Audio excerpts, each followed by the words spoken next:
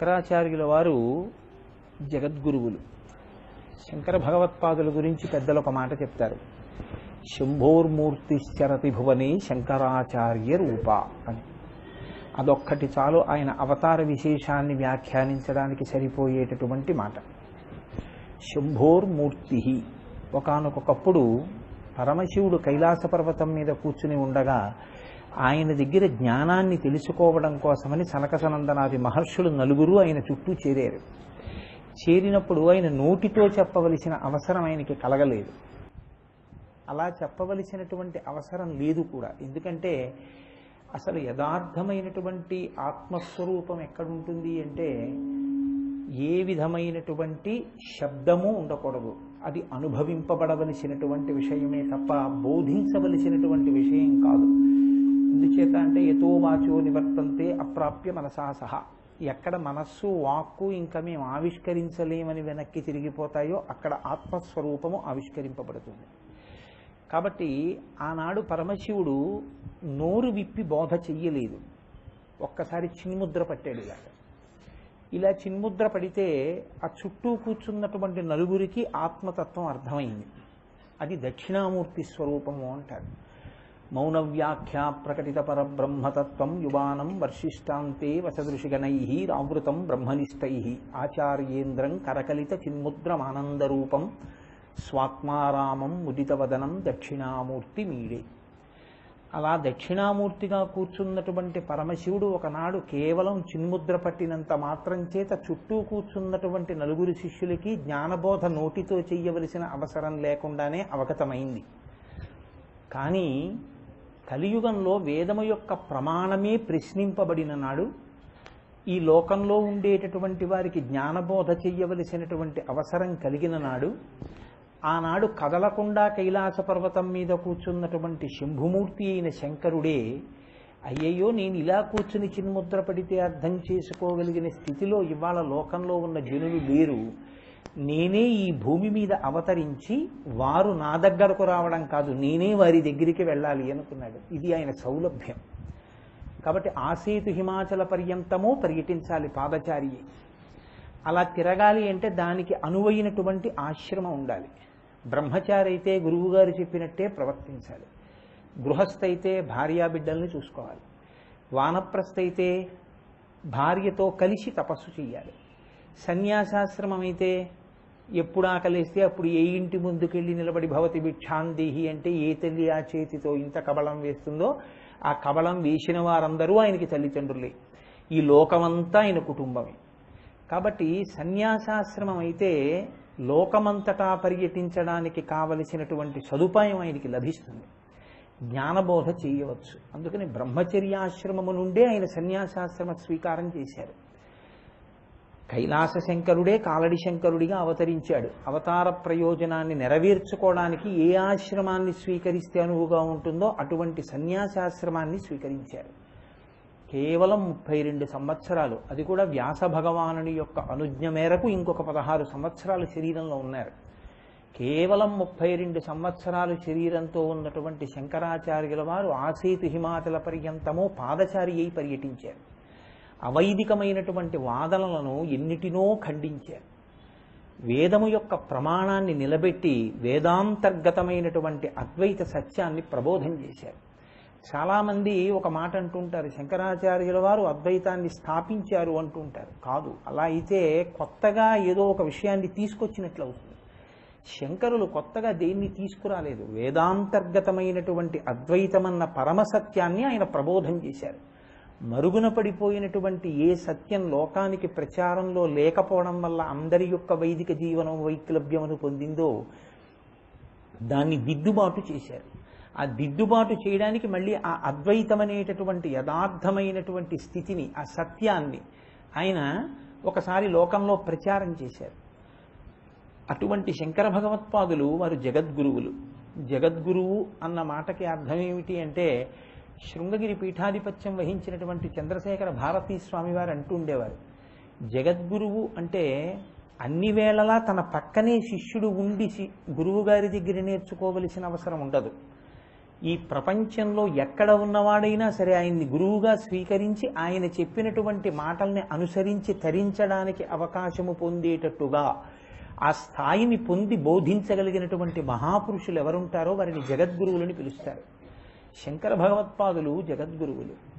అటువంటి మహానుభావుడైనటువంటి శంకరుడు కేవలంగా అద్వైతాన్ని ఒక్కదాన్నే ప్రచారం చేస్తే అందరికీ దాన్ని అనుభవంలోకి తెచ్చుకోవడం చాలా కష్టం కనుక, అది నిచ్చెన యొక్క పైమెట్టు వంటిది కనుక, కింద నుంచి పైకెక్కాలి కనుక, ఒక్కొక్క మెట్టులో నిలబడవలసినటువంటి వారి యోగ్యతలను గుర్తించి దానికి అనువైనటువంటి స్తోత్రాల దగ్గర నుంచి, ప్రకరణాల దగ్గర నుంచి, వ్యాఖ్యానాల దగ్గర నుంచి ఏవేవి కావాలో వాటన్నింటినీ లోకానికి అందించారు. ప్రస్థానత్రయానికి వ్యాఖ్యానం ఇచ్చారు, ఉపనిషత్తులకి, బ్రహ్మసూత్రాలకి, భగవద్గీతకి వ్యాఖ్యానం ఇచ్చారు. మళ్ళీ అవైదికమైనటువంటి వాదనలు ఈ దేశంలో ప్రవేశించకూడదని దేశానికి 4 చెరగులా 4 పీఠాలని నిర్మించి కాపలా పెట్టారు. తూర్పున జగన్నాథులో గోవర్ధన పీఠము, పడమర ద్వారకలో కాళికాపీఠము, ఉత్తరమున బదరికాశ్రమములో జ్యోతిపీఠము, దక్షిణ శృంగగిరిలో శారదాపీఠము, 4 పీఠములను స్థాపించి తాను స్వయంగా కంచికామకోటి పీఠానికి ఆధిపత్యం వహించారు. ఆనాడు శంకరాచార్య స్వామి వారు చేసినటువంటి సంకల్పానికి అనుగుణంగా ఇప్పటికీ ఆ గురు పరంపర అలా కొనసాగి ఆ పీఠములన్నీ అలా వర్ధిల్లుతూ సనాతన ధర్మాన్ని ప్రబోధం చేస్తూనే ఉన్నాయి. కొన్ని కోట్ల మంది ఉద్ధరింపబడడానికి కావలసినటువంటి రాసమార్గాన్ని మనందరికీ చూపిస్తూనే ఉన్నాయి. అటువంటి శంకర భగవత్పాదులు మనందరినీ ఉద్ధరించడం కోసమని ఇచ్చినటువంటి మహత్తరమైనటువంటి స్తోత్రమే షట్పది. వారు ఎన్నో చోట స్తవం చేశారు. స్తవం అంటే ఆయనకి ఉన్నది ఒక్కటే పదార్థం. ఆ ఒక్క పదార్థం ఎన్ని రూపాలుగానైనా ఉంటుంది, అది ఎన్నిటిగానైనా మారగలదు. తంతువులందు చేలము విధంబున ఏ పరమేశుమూర్తి ఎందింతయు పుట్టునట్టి అంటారు పోతన గారి భాగవతంలో. అలా పత్తి అంటూ ఉంటే ఆ పత్తితో మీరు పంచాన్ని ఇయ్యచ్చు, చొక్కా గుడ్డాన్ని ఇయ్యచ్చు, లేకపోతే ఉత్తరీయం నెయ్యచ్చు, ఏదైనా నెయ్యచ్చు, లేకపోతే ఓ గడపకి తెర కట్టుకోవచ్చు. అసలు పత్తి అంటూ ఉంటే ఎన్ని రకాలుగానైనా మారుతుంది. పత్తే లేకపోతే ఇంకా మార్పు ఎక్కడుంటుంది? బంగారం ఉంటే ఆభరణాలు, ఆభరణాలు బంగారం లేకుండా ఉండవు, కానీ ఆభరణములు లేకపోయినా బంగారం ఉంటుంది. ఆభరణాలన్నీ చెరిపించేసినా బంగారం ఉంటుంది, కానీ బంగారం లేకపోతే ఆభరణాలు ఎక్కడి నుంచి వస్తాయి? నామరూపాత్మకమైనటువంటి జగత్తు బ్రహ్మమే. చెవులకు పెట్టుకునేటటువంటి కుండలములుగా, భుజములకు పెట్టుకునే కేయూరములుగా, చేతులకు తొడుక్కున్న కంకణములుగా, పాదములకు పెట్టుకున్న మంజీరములుగా, మెడలో వేసుకున్న గొలుసులుగా వికారములు పొంది నామరూపములుగా కనపడుతున్నటువంటి ఆభరణ విశేషములన్నీ బంగారమే అయినట్టు. హరిమయము విశ్వమంతయు హరి విశ్వమయుండు అంటారు పోతన గారు భాగవతం ప్రథమ స్కంధంలో. ఆ హరియే, ఆ విష్ణువే ఇన్నిగా కనపడుతున్నాడు. ఇన్నిగా కనపడినవాడు ఒక్కడే, ఒక్కటి అనేకమైంది. ఏకస్త్వమేవ బహుధా భవభాసిలోకే నిశంకధీర్ వృషభకేతన మల్లినాథ శ్రీభ్రామరీ ప్రియ సుఖాశ్రయలోకనాథ శ్రీమల్లికార్జున విభో తవ సుప్రభాతం అంటారు. ఆ ఉన్న ఒక్క పరమాత్మయే ఇన్నిటిగా, ఇన్ని నామరూపాలుగా కనపడుతున్నాడు. కనపడినప్పుడు ఎక్కడికి వెళ్ళి ఏ నామరూపాలతో ఉన్నటువంటి ఈశ్వర స్వరూపాన్ని స్తోత్రం చేయడానికి మాత్రం భేషజం అడ్డొస్తుంది కనుక. కాబట్టి శంకర భగవత్పాదులు వైదికమైన అన్ని స్వరూపాలని స్తోత్రం చేశారు. ఉమామహేశ్వర స్తవం చేశారు, శారదా భుజంగం చేశారు, మీనాక్షి పంచరత్నం చేశారు, సుబ్రహ్మణ్య భుజంగం చేశారు తిరుచెందూరులో. వారు చెయ్యని స్తోత్రం లేదు. అయితే వారు చేసినటువంటి స్తోత్రాలన్నిటిలోనూ కూడా ఆ స్తోత్రంలో ఈశ్వరుని యొక్క స్వరూపము ఏ రూపంగా ప్రతిపాదింపబడిందో ఆ రూపమునకు ఉన్నటువంటి పేరుతోటి ఆ స్తోత్రాన్ని చేశారు. ఇక్కడ మీరు ఒకటి గుర్తుపెట్టుకోవాల్సి ఉంటుంది, నామము రూపము రెండు ముడిపడి ఉంటాయి. కోటేశ్వరరావు అన్నారనుకోండి, మీకు రూపం కళ్ళల్లో కనపడుతుంది. ఆ రూపం మీకు కనపడింది అనుకోండి, అడుగో కోటేశ్వరరావు అంటారు. నామము రూపము రెండు ముడిపడతాయి. నామరూపములే మాయ యథార్థమునకు. కాబట్టి శంకరాచార్యుల వారి యొక్క స్తవంలో ఎటువంటి స్వరూపం గురించి మాట్లాడారో, ఎటువంటి రూపం గురించి మాట్లాడారో ఆ నామంతో స్తోత్రాలు ఉంటాయి సాధారణంగా. ఉమామహేశ్వర స్తవం, లక్ష్మీనారాయణ స్తవం, లేదా లక్ష్మీ నృసింహకరావలంబ స్తోత్రం అలాగా. కానీ ఒక్క షట్పది విషయంలో మాత్రం శంకర భగవత్పాదులు ఇది నేను ఫలానా వారిని ఉద్దేశించి చెప్తున్నటువంటి స్తోత్రము అన్నమాట ఆయన అనలేదు. ఆయన చమత్కారంగా దానికి షట్పది అని పేరు పెట్టారు. షట్పది అంటే 6 కాళ్ళు ఉన్నది. పాదము అంటే కదలికకు పనికొచ్చేది పాదము, గమనమును సూచిస్తుంది. శరీరంలో మిగిలినటువంటి అవయవములు ఉన్నప్పటికీ గమనములు నిర్ణయించేవేవి అంటే ఒక్క పాదములే. పాదముల చేతనే కదలిక. ఆయన ఇప్పుడు దీన్ని షట్పది అన్నారంటే 6 పాదములు కలిగినది. బాహ్యంలో పాదము శ్లోకమునకు కూడా పర్యాయపదం కాబట్టి ఇప్పుడు 6 శ్లోకములు కలిగినది. మరి 7 శ్లోకాలు ఉన్నాయి కదండి, రేపు మీకు ఇస్తారు, ముద్రణ వేసినటువంటి ఆ స్తోత్రాలను ఇస్తారు చదువుకోవడానికి వీలుగా, చెప్పేటప్పుడు చూడడానికి వీలుగా. కారణాంతరముల చేత ఇవాళ ఇవ్వలేకపోయారు. అది 6 శ్లోకాలు ఉండి 7వ శ్లోకం ఉంటుంది చివర. అది ఫలశ్రుతి రూపంలో ఉన్నట్లుగా ఉంటుంది, కానీ ఫలశ్రుతి కాదు యథార్థానికి. కాబట్టి షట్పది కాదు. అసలు ఆ శంకర భగవత్పాదులే ఈ స్తోత్రాన్ని పూర్తి చేస్తూ ఇది షట్పది మదీయే వదన సరోజే సదావసతు అంటూ పూర్తి చేశారు. షట్పది అంటే 9, 6 కాళ్ళు ఉన్నది. 6 కాళ్ళు ఉన్నటువంటి 9 స్వరూపంగా చెప్పారు దాన్ని. అలా ఎందుకు చెప్పారు అన్నది మీకు ఆ స్తోత్రం గురించి వింటున్నప్పుడు అర్థమవుతుంది. ఇప్పుడు ఇది ఈశ్వరుడు ఒకడు ఉన్నాడు, నేను ఒకడిని ఉన్నాను, అప్పుడు కదండి ప్రార్థన చేయవలసిన అవసరం ఎప్పుడు ఉంటుంది? నేనొకడి నుండి ఇంకొకడు ఉండి, నాకో కోరిక ఉండి వాడికో సమర్థత ఉంది, నేను కోరితే వాడు తీర్చగలిగిన వాడైతే అప్పుడు ప్రార్థన అన్నది వస్తుంది. నేను కోరినా వాడు తీర్చలేని వాడైనా, నేను కోరితే తప్ప తెలియని వాడైనా ప్రార్థన చెయ్యాలి కదా. నాకు పెన్ను కావాలి, ఒకసారి మీ పెన్ను ఇస్తారు ఏమిటని అడిగితే తప్ప నాకు పెన్ను కావాలని ఆయనకి తెలియదు, కాబట్టి నేను ప్రార్థించాలి. ఈశ్వరుడికి తెలియదా మనకేం కావాలో? మరి ప్రార్థన ఎందుకు? పైగా శంకర భగవత్పాదులు మహాజ్ఞాని, అహం బ్రహ్మాస్మి స్థాయిని పొందినటువంటి వారు. ఉన్నది ఒక్కటే అని పునఃపునః నిరూపించి చూపించిన మహాపురుషులు. అటువంటి వారు రెండున్నాయని స్తోత్రం ఏమిటి? ఈశ్వరుడు ఒకడు ఉన్నాడు, నేను ఒకడున్నాను, కాబట్టి నేను ఈశ్వరుణ్ణి స్తోత్రం చేస్తాను. అది ఆశ్చర్యం. అలా స్తోత్రం చేస్తే ఈశ్వరుడు సంతోషిస్తాడండి, మీ కోరిక తీరుస్తాడు అని మీరు అన్నారనుకోండి, స్తోత్రం చేస్తే కోరికలు తీర్చేవాడు పొగడ్తలకు లొంగిపోయేవాడు కాదా? అబ్బే అందుకు కాదండి, మేము చెప్తే తీరుస్తాడని. మీరు చెప్తే తప్ప తెలుసుకోలేని వాడు ఈశ్వరత్వాన్ని ఎలా పొందాడు? మరి ఇంకా ప్రార్థన అన్న మాట ఎందుకు వచ్చినట్టు? అసలు ప్రార్థన అన్నది శంకర భగవత్పాదులు షట్పదీ రూపంలో ఎందుకు ఇచ్చినట్లు అంటే దానికి ఒక కారణాన్ని చెప్తారు. మీ మనస్సుకి ఒక పరిమితి ఒకటి ఉంటుంది, మీరు దీన్ని చాలా జాగ్రత్తగా పట్టుకోవాలి. అసలు ఇది తెలియకుండా మేము ప్రార్థన చేశామండి అన్న మాట అర్ధరహితం, దానికి అసలు అర్థమే ఉండదు. ప్రార్థన అన్న మాట రావడానికి 2 కారణములు ఉంటాయి. ప్రార్థన ఎందుకు వస్తుంది అంటే, ఒకటి లౌకికమైన కారణము అంటాం. లౌకికమైన కారణము అంటే 3 మధ్య నొక్కబడుతూ ఉంటాడు మనిషి ఎప్పుడు కూడా. ప్రతి జీవుడు కూడా, ప్రత్యేకించి మనుష్యుడు తెలుసుకుంటూ ఉంటాడు కాబట్టి, బుద్ధి ఉంది కాబట్టి ప్రస్ఫుటంగా భాషిస్తుంది. 3 చేత ప్రతి క్షణం నొక్కబడుతూ ఉంటాడు. ఏమా 3?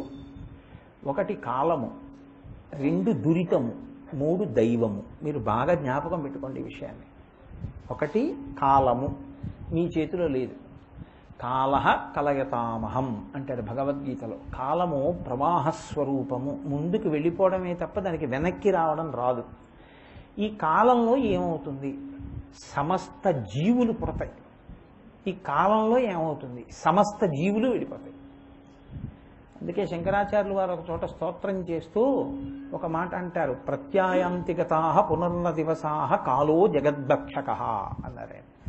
కాలస్వరూపంతో ఈశ్వరుడు జగత్తును భక్షించుతున్నాడు అంటే తినేస్తున్నాడు. ఇవాళ సూర్యోదయానికి నేను రైలు దిగినప్పుడు ఉన్న ఆయుర్దాయం నాకు ఇప్పుడు లేదు. నా ఆయుర్దాయంలో ఒక పగలు పోయింది, వెళ్ళిపోయింది. ఈశ్వరుడు సూర్యాస్తమయ స్వరూపంతో తినేశాడు నా ఆయుర్దాయాన్ని ఒక పగటి వేళ. రేపు సూర్యోదయం అవుతుంది, ఒక రాత్రి వేళ ఆయుర్దాయం తినేశాడు, అయిపోయింది. నా ఆయుర్దాయం రేపటికి ఒక రోజు పూర్తి అయిపోతుంది నాకు ఇచ్చిన ఆయుర్దాయం. కాబట్టి కాలస్వరూపంలో ఈశ్వరుడు ఆయువుని తింటూ ఉంటాడు జీవులది. తింటే ఏమవుతారు? పుట్టిన వాళ్ళు పడిపోతారు. కాబట్టి దేనికైనా డేట్ ఆఫ్ బర్త్ ఉంటే డేట్ ఆఫ్ డెత్ ఉంటుంది. ఎడం పక్కన ఇది పెయింట్ వేస్తే కుడి పక్కన పెయింట్ వేసే రోజు కూడా వస్తుంది అని గుర్తు కదండి. ఏది పడిపోకుండా ఉంటుంది? అన్నీ పడిపోవలసిందే, పడిపోకుండా ఉండే అవకాశం లేదు, అన్నీ పడిపోతాయి. కాబట్టి దేని చేత మొదట నొక్కబడతాడు అంటే కాలము చేత.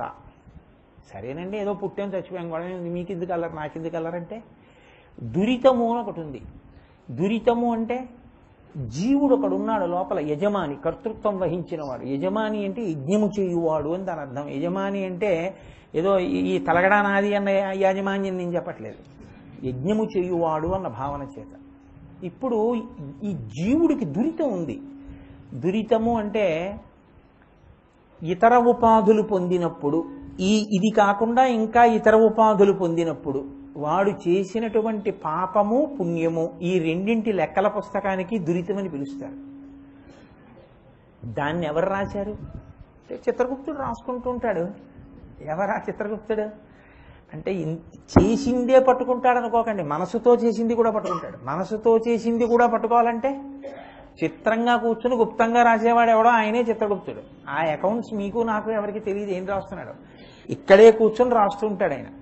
కాబట్టి ఈశ్వరుడే చిత్రగుప్తుడు అంటేను. అందుకే చిత్రగుప్తుడికి కాంచీపురంలో దేవాలయం ఉంది. చిత్రగుప్తుడి దేవాలయానికి వెడితే కాంచీపురంలో ఏమవుతుందండి అని మీరు అడిగారు అనుకోండి, అయ్యో నా దేవాలయానికి వచ్చి కొబ్బరికాయ కొట్టాడు, నా దేవాలయానికి వచ్చి హుండీలో 100 రూపాయలు వేసాడని మీ అకౌంట్స్ పుస్తకంలోంచి ఓ పేజీ తీసేస్తాడు అనుకుంటున్నారండి. అలా ఏం తీసేయడు ఆయన. కాకపోతే ఆయన పరబ్రహ్మతత్వంగా అక్కడ ఏమనుగ్రహిస్తాడంటే నరకద్వారమును చూడవలసిన అవసరము లేని పనులు మీ చేత చేయిస్తాడు. అలా చేయించగలిగిన శక్తిగా, బుద్ధి ప్రచోదన శక్తిగా ఉంటాడు. కాబట్టి కాంచీపురంలో ఆయనకి చిత్రగుప్తుడికి దేవాలయం వచ్చింది. మనం వెళ్ళినప్పుడు మేము దర్శనం చేసుకొచ్చాం కూడా. కాబట్టి దురితము అన్నది ఒకటి ఉంటుంది. దురితము అంటే చేసిన పాపపుణ్యాలు ఈశ్వరుడు ఫలితంగా ఇస్తూ ఉంటాడు తీసుకొచ్చి, తిన్న అన్నం జీర్ణమైనట్లు. ఏదో నేను సంస్కృతంలో దేవీ భాగవతంలో ఒక విషయాన్ని చెప్తుంటారు, కుభోజనేన దివసః. తినకూడని భోజనం, చెయ్యకూడని భోజనం చేశారనుకోండి, ఒక రోజు పోతుంది. ఎందుకు పోతుంది అంటే కడుపులో బాగుండకపోతే ఇంక వాడేం పూజ చేస్తాడు? కడుపులో బాగోలేదు, కడుపు విపరీతమైన నొప్పిగా ఉంది, ప్రవచనం ఏమిటి, ఏ గుడి ఏమిటి, గోపురం ఏమిటి, పడుకోవడం ఎక్కడ ఏమంతం మీదను. కుభోజనేన దివసః. అందుకని ఒక రోజును పాడు చేసేస్తుంది భోజనం. ఒక భోజనం లోపలికి వెళ్ళి ఒక రోజుని పాడు చేసినట్టే మీరు చేసుకున్నటువంటి, మీరు అంటే నేను కూడా, మనం చేసుకున్నటువంటి పాపపుణ్యములే మనకి సుఖదుఖములుగా ఇవ్వబడతాయి. చాలా సంతోషంగా ఉందంటాడు, ఏం బాగులేదంటాడు. ఏడవడం, సంతోషించడం, ఈ రెండిటికి కారణం ఏమిటంటే చేసిన పాపపుణ్యములు సుఖదుఖములుగా వస్తుంటాయి. అయితే బాగుందండి, ఇచ్చేవాడు ఉండాలిగా. ఇవి గుర్తు పెట్టుకుని అబ్బాయి ఇప్పుడు అనుభవించని ఇచ్చేవాడు ఎవరు? వాడే ఈశ్వరుడు. ఈ మూడిటి మీద అదుపు లేనివాడు జీవుడు. ఈ మూడిటి మీద అదుపు ఆయనకి ఏమన్నా కాలాన్ని ఆపగలవా? చాలా బాగుందండి ఇవాళ ఇలా ఉంచేసుకుంటాం, మేము డేట్ మార్చుకుంటే ఏం ఆగదు, అది వెళ్ళిపోతుంది. దురితము, నీ చేసింది ఏమైనా ఉంటే ఎవరైనా కొంచెం కొట్టేస్తారు ఏంటంటే ఎర్రసిరాతో, లేకపోతే ఆ రికార్డులు పాడైపోవడం అలా ఏముండదా అంటే అలా ఏముండదు దానికి. దురితము పోదు. దైవము తెలుసుకోకుండా ఉండగలిగినటువంటి అమాయకత్వము ఆయన యందు భాషించదు. అంటే ఆయన సమగ్రత్వము చెడదు. ఏకకాలమునందు అన్ని ప్రాణులు ఏం చేస్తున్నాయో ఆయన తెలుసుకుంటూ ఉంటాడు. ఇప్పుడు ఈ మూడిటి మధ్యలో నలుగుతూ ఉంటాడు మనిషి. ఈ నలుగుడు పడడంలోనే విఘ్నమని వస్తూ ఉంటుంది.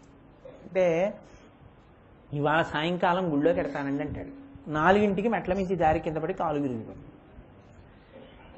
గుళ్ళోకి ఎడదామని తననుకుంటే కాలు ఎందుకు విరిగిపోయింది అంటే దురితమునకు ఫలితం ఇచ్చాడు ఈశ్వరుడు. ఇప్పుడు ఎవడి కాలో విరగొట్టాడు, ఇప్పుడు వీడి కాలు విరిగింది, ఆ పాపం ఇప్పుడు అనుభవిస్తున్నాడు.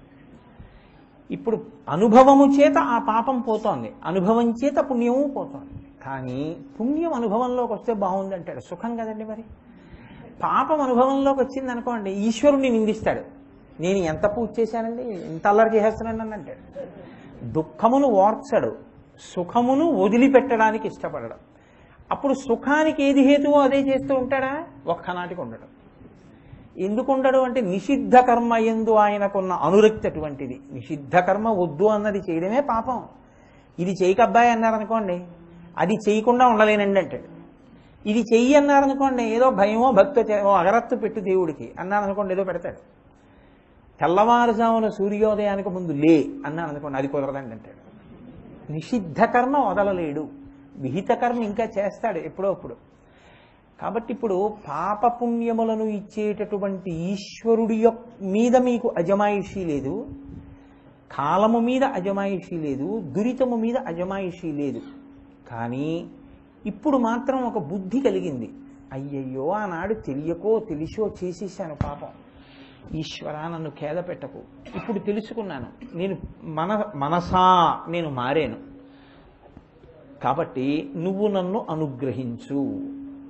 ఈ నిజాయితీతో కూడినటువంటి ప్రతిపాదనకు ప్రార్థన అని పేరు తప్ప, ఈ నిజాయితీ లోపించి నోటితో చేసిన ఉంటాయి చూసారా, అవన్నీ ప్రార్థనలను నేను లెక్కలో వేసేసుకోవడం కుదరదు. ఈ నిజాయితీతో ఈశ్వరుడి ముందు నిలబడి చెప్పినది ఏదో దానికి ప్రార్థనని పేరు. ఇది తెలిసి ఉండి అడిగాడు అనుకోండి, అప్పుడు ఈశ్వరుడు తీయవచ్చా, తీస్తాడా? తీయడు అని మీరు అన్నారనుకోండి, ప్రార్థన అన్నది లేనిలేదు. ఇంకా యజ్ఞము యాగము ఈ క్రతువులు అనవసరం. ఇప్పుడు పాపం పాప ఫలితాన్ని, పుణ్యం పుణ్య ఫలితాన్ని ఇచ్చేస్తుంది అంతే. అప్పుడు కర్మ గొప్పదవుతుంది, ఈశ్వరుడు గొప్పవాడు కాడు. కాబట్టి ఈశ్వరుడు మీ యొక్క పాపమును క్షమిస్తాడు. క్షమించి ఏం చేస్తాడంటే, పాము కరవవలసింది చీమ కరిచి విడిచిపెడతాడు, ప్రాణం పోవలసింది, ప్రమాదం రావలసింది ఏదో దెబ్బ తగులుతుంది, కాస్త నెత్తురు కారుతుంది, కట్టు కట్టించుకుంటాడు, హాస్పిటల్కి వెళ్తాడు, అందరూ బెంగెట్టుకుంటారు, 2 రోజుల్లో తగ్గిపోతుంది, సుఖంగా ఉంటాడు. ఇప్పుడు ఈశ్వరుడు మీకు ప్రమాదమును ఇచ్చి రక్షించగలడు. ఈ రక్షణ సామర్థ్యము ఆయన దగ్గర ఉంది, క్షమించగలడు. లేకపోతే వినా వెంకటేశం ననాథో ననాథ సదా వెంకటేశం స్మరామి స్మరామి అని మీరని అజ్ఞానినామయా దోషాన్ అశేషాన్ విహితాన్ హరే క్షమస్వత్వం క్షమస్వత్వం శేషశైల శిఖామణి అని అడగడం ఎందుకండి? అశేషాన్ లెక్క తెలియదు, నేను ఎన్ని చేశాను, అన్ని తప్పులు చేశాను, క్షమస్వత్వం నన్ను క్షమించు క్షమించు అని మీరు అనడం ఎందుకు? అలా కుదరదు అలా కుదరదు ఆయన అంటే ఇంకెందుకు మీరు ఏడుకొండలు ఎక్కడం? అంటే క్షమిస్తాడు. క్షమిస్తాడు కాబట్టే ఆపదామపహర్తారం దాతారం సర్వసంపదాం లోకాభిరామం శ్రీరామం భూయో భూయో నమామ్యహం. మీ ఆపదలను తీసేస్తాడు. మీకు తెలియకుండా వచ్చేదానికి ఆపద అని పేరు. మీకు చెప్పి ఇవ్వరుగా నోటీస్ ఇవ్వరు, నువ్వు ఎప్పుడో పాపం చేసేవి దానికి ఫలితం ఇస్తున్నాను, నీ పరిస్థితి వేళ పోతుందని ఎవరు ఏం చెప్పరు, పోతుందంటే అది.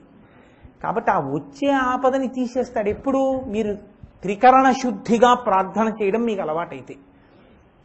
కాబట్టి ఆపదామపహర్తారం దాతారం సర్వసంపదాం, దాని స్థానంలో మీకు అవసరమైంది ఈశ్వరుడు మీకు ఇచ్చి మీ అభ్యున్నతిని రక్షిస్తాడు. కాబట్టి ఈశ్వరుడు మీ పాపములను క్షమించగలడు, ఈశ్వరుడు మీకు అభ్యున్నతిని కల్పించగలడు.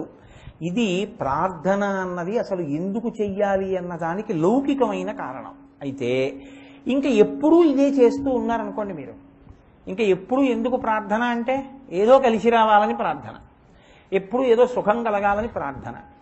మీకేమైనా అభ్యంతరమా కోటేశ్వరారు అంటే నాకెందుకు అభ్యంతరం, చెయ్యొచ్చు మంచిదే. కానీ అదే ప్రయోజనమా మనిషికి? సుఖము అన్నది మీరు ఒకటి బాగా జ్ఞాపకం పెట్టుకోండి, వ్యక్తి స్థాయిలో సుఖమే కానీ లోకస్థాయిలో సుఖమన్న మాటని వాడడం కొంచెం కష్టంగా ఉంటుంది. ఎందుకంటే నాకు వంకాయ కూర సుఖం, మీకు కష్టంగా ఉండొచ్చు. అదేం వంకాయ కూర అంటే బాబు మేము తినమనొచ్చు. నాకేదో ఉపన్యాసం చెప్పడం సుఖం, మీకు ఇదేమిటండి ఇలా తినేస్తాడనిపించచ్చు. లేకపోతే మిమ్మల్ని చెప్పమంటే మీకు కష్టం అనిపించచ్చు. ఒకటి సుఖం ఇంకోటికి దుఃఖం. One man's food is another man's poison. కాబట్టి సుఖము అన్నది ఇది సుఖము అని చెప్పడం కుదరదు, దుఃఖము అన్నది ఇది దుఃఖము అని చెప్పడం కుదరదు.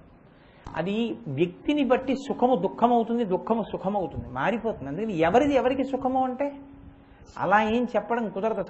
అసలు శాస్త్ర దృష్టిలో అలా నిర్ధారించడం చాలా కష్టమైన విషయం కూడా. పైగా మీకు సుఖం అన్నది కూడా దుఃఖం అవుతుంది కాసేపటికి. ఏసీలో ఎక్కడం చాలా బాగుంటుంది.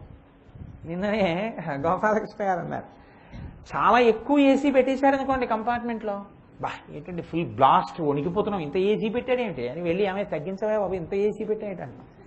ఇప్పుడు ఆ ఏసీ ఎందుకు దుఃఖమైంది నీకు? ఎక్కువైతే దుఃఖమైంది. ఓ బొబ్బట్టు తిని బాగుంటుంది, 15 తిను తప్పు వస్తుంది, సుఖము దుఃఖమైంది. కాబట్టి సుఖము సుఖమని చెప్పలేరు, దుఃఖము దుఃఖమని చెప్పలేరు. ఏదో బాగా కష్టం వచ్చినప్పుడు బాగా ఏడిచేస్తే చాలా వెలితిగా అమ్మయ్యా అనిపిస్తుంది అంటారు. శోకానామరుగున దాగి సుఖమున్నదిలే అన్నాడు ఎవరో పెద్ద ఆయన. కాబట్టి అందుకని అలా కూడా ఉంటుంటుంది. దుఃఖంలో సుఖం, సుఖంలో దుఃఖం. అసలు సుఖమే దుఃఖం, దుఃఖమే సుఖం. ఇది సుఖం, ఇది దుఃఖం అని చెప్పడం కుదరదు. ఈశ్వరుడు అటువంటి భావన చేత పాపపుణ్యములను తొలగొడుతూ ఉంటాడు. ఎన్నాళ్ళు అడుగుతారు ఇంక దాన్ని? అందుకు ఆ మనుష్య జన్మ. ఇంకా ఎప్పుడు అది అడుగుతూ ఉండడమే. ఎప్పుడు నాకేది ఇష్టమో అది దొరకాలని కోరుకోవడానికే ప్రార్థనలు అనుకోండి. ఇంకా అంతకన్నా అసహ్యకరమైన స్థాయి ఇంకోటి లేదు అని గుర్తు కదండి. సనాతన ధర్మంలో ప్రార్థన అంటే మంచిదే, ఏదో కోరుకుంటుంది. గృహస్థాశ్రమంలో ఉన్న తర్వాత ఈశ్వరుణ్ణి ప్రార్థన చేస్తాం. కానీ బతికున్న నాళ్ళు ప్రార్థన అంటూ నీ చేస్తే ఏదో అవసరం వస్తేనే ప్రార్థన. నేను వెళ్ళాను గుళ్ళోకి ప్రార్థన చేశానంటే ఏదో కోరిక ఉందని గుర్తు, లేకపోతే చేయక్కర్లేదు. అందుకండి ప్రార్థనలు వచ్చేది. అందుకే శంకరాచార్యులు వారు షట్పది ఇచ్చేది కాదు. ప్రార్థన రెండవ స్థాయిలో ఎందుకు చేస్తారు? ఇది మీరు బాగా జ్ఞాపకం పెట్టుకోవాలి. జీవుడని మీకు అనిపిస్తున్నది, నాకు అనిపిస్తున్నది ఏదో, అది జీవుడు కాడు, సాక్షాత్ ఈశ్వరుడే. ఉన్నది ఆ ఒక్క పదార్థమే. ఈశ్వరుడు ఒక్కడే ఉన్నాడు. కానీ ఈశ్వరుడు తప్ప అనేకం ఉన్నట్టు మనకు కనపడతాం.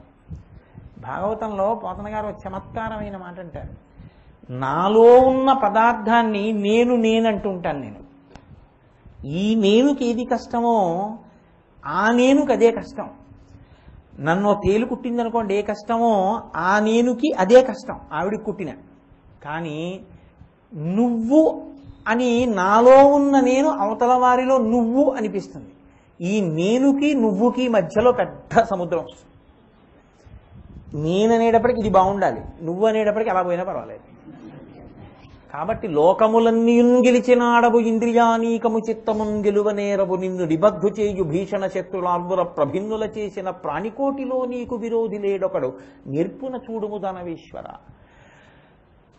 నాన్న ఎల్ల శరీరధారులకు ఇల్లుని చీకటి నూతి లోపలం త్రెళ్ళక వీరు నేనను మతిభ్రమణంబున భిన్నులై ప్రవర్తిల్లక సర్వమున్నాతని దివ్య కళామయమంచు విష్ణునందుల్లము చేర్చి తారడవి నుండుట మేలు నిశాచరాగ్రణి అంటాడు ప్రహ్లాదుడు హిరణ్యకశిపుడిని ఉద్దేశించి. నువ్వు నేను కాదు, ఒక్కసారి నీలో ఉన్న నేనుని అవతల వారిలో ఉన్నటువంటి నువ్వులోకి పెట్టు. నీకేది బాధో అందులోకి నువ్వు వెళ్ళి కూర్చున్నా అదే బాధ ఉంటుందని ఆలోచించి, అప్పుడు అన్నిటిలోకి నీలో ఉన్న నేనుని అన్ని నువ్వుల్లోకి పెడితే ఉన్నది ఒక్క నేనే. అప్పుడు ఉన్నది ఒక్కటే పదార్థం, ఆ పదార్థం తప్ప ఇంకోటి లేదు. ఆకలేసినప్పుడు నాదే బాధో ఒక్కొక్కది అదే బాధ, ఆ జీవుడిది అదే బాధ. దాహంతో నాదే బాధో కుక్క దాహానికి అదే బాధ. కానీ ఆ నువ్వు నేను మధ్యలో దాని బాధని గమనించలేనటువంటి అజ్ఞానములో పడిపోవడం అనేటటువంటిది సంభవిస్తోంది. కానీ నేను ఇలా చెప్పాను అనుకోండి, బాగానే ఉంటుంది. కానీ నేనే ఆ స్థాయిలో ఉపన్యాసం అయిపోయిన తర్వాత నిలబడతానా అంటే అనుమానాస్పదమే. ఎందుకు నిలబడలేము అంటే అనుభవంలోకి అద్వైత సత్యాన్ని తీసుకురావడం చాలా చాలా కష్టం. దానికి చాలా పురాకృత పుణ్యం ఉండాలి. ఉన్నవాడికి తప్ప జ్ఞాని అంతటా ఉన్నది ఒక్క పరబ్రహ్మమే అన్న సత్యము అనుభవములోకి రావడం చాలా కష్టం. మరి అనుభవంలోకి రావడం కష్టం కదండి, అలా అంతటా ఉన్నది ఒక్కటే అని అనలేను కదా. కాబట్టి ఇంకా దాని ప్రయత్నం నాకెందుకని వదిలేయకూడదు. అది చేరుకోవడానికి నిచ్చెన ఒకటి తెచ్చి శంకర భగవత్పాదులు మనకు ఏర్పాటు చేశారు. దానికే షట్పది అని పేరు. ఇప్పుడు మీరు ఈశ్వరుణ్ణి ఒక రూపంతో తీసుకొచ్చి అక్కడ పెట్టారనుకోండి, పెట్టి ప్రార్థన చేస్తున్నారనుకోండి, దీన్ని మీరు పట్టుకునే ప్రయత్నం చేయండి. మనసు చంచలం, అది ఎప్పుడూ స్థిరంగా ఉండు అంటే ఉండదు, ఎప్పుడూ కదిలిపోతూ ఉంటుంది. అది దాని స్వభావం. సంకల్ప వికల్ప సంఘాతమునకే మనస్సు అని పేరు. నిరంతరం కదులుతుంది. కదిలిపోయే మనసులోంచే సంసారం వస్తుంది. ఏవేవేవేవో పట్టుకుంటుంది, అందులోంచి కోరికలు తిప్పుతుంది, పడగొడుతుంది, లేపుతుంది, బడలిక కలిగేటట్టు చేస్తుంది. ఈ మనస్సుని తెచ్చి అదుపు చేసి మీరు నిలకడగా నిలబెట్టారనుకోండి, పరమ ప్రశాంతతని పొందుతుంది. కానీ నిలబెట్టడం ఎలా? దాన్ని తీసుకొచ్చి నిలబడు అన్నారనుకోండి, అదేం నిలబడదు. పటకారని మీరు పట్టుకోగలరేమో కానీ మిమ్మల్ని పటకార పట్టుకోలేదు. మనసు మిమ్మల్ని నడిపించడానికి అలవాటు పడిపోయింది. ఇప్పుడు మీరు మనసుని నియంత్రిస్తారంటే అదంత తొందరగా ఏం విందో మాట. కాబట్టి ఎలా? ఇప్పుడు శంకరులు జగద్గురువులుగా ఒక గొప్ప వరాన్ని మనకి కృప చేస్తున్నారు. ఆ వరమే షట్పది. ఈశ్వరుణ్ణి తీసుకొచ్చి ఒక రూపంలో అక్కడ నించోపెట్టి మీరు ఆ రూపం వంక తిరిగి ప్రార్థన చేయడం మొదలు పెడితే ముందు మనసు ఏం చేస్తుందంటే ఆ రూపాన్ని పట్టుకునే ప్రయత్నం చేస్తుంది. అందుకొచ్చింది విగ్రహారాధన అన్నది. విగ్రహమును ఆరాధించడం కాదు, విగ్రహముగా ఈశ్వరుణ్ణి ఆరాధించడం. అది ఎప్పుడు జ్ఞాపకం పెట్టుకోవాలి. విగ్రహమును ఆరాధించడం విగ్రహారాధన కాదు, విగ్రహముగా ఈశ్వరుని ఆరాధించుట.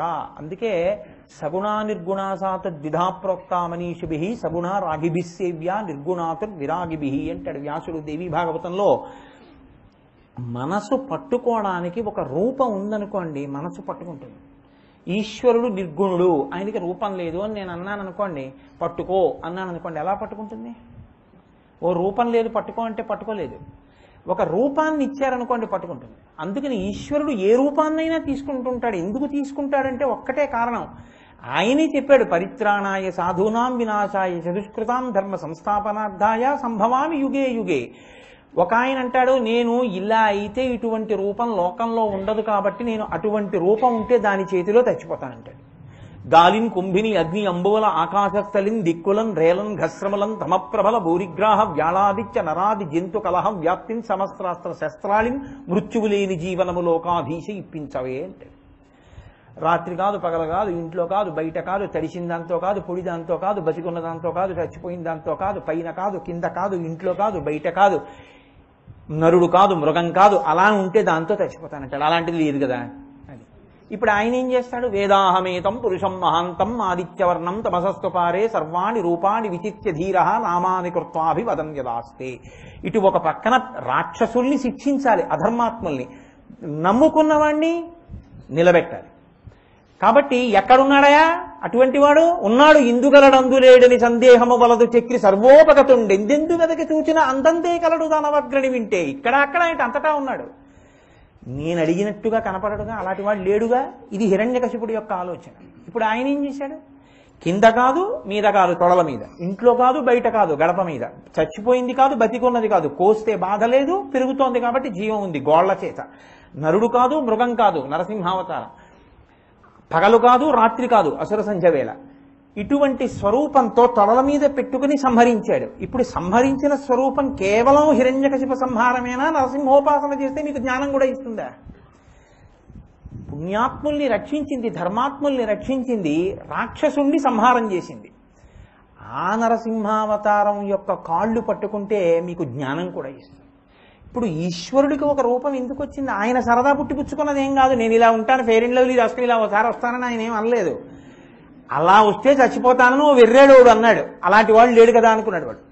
అంటే అప్పుడు ఆయన ఆ రూపాన్ని పొందాడు. ఆయన ఎందుకు పొందగలడు అంటే అలా పొందగలిగినటువంటి పరబ్రహ్మం అది. బంగారం అంటూ ఉంటే ఏదైనా అవుతుందండి. ఉంగరం అవుతుంది, రేపు ఈ 2 ఉంగరాలు చెరిపించేసుకుంటే ఓ కంకణం అవుతుంది.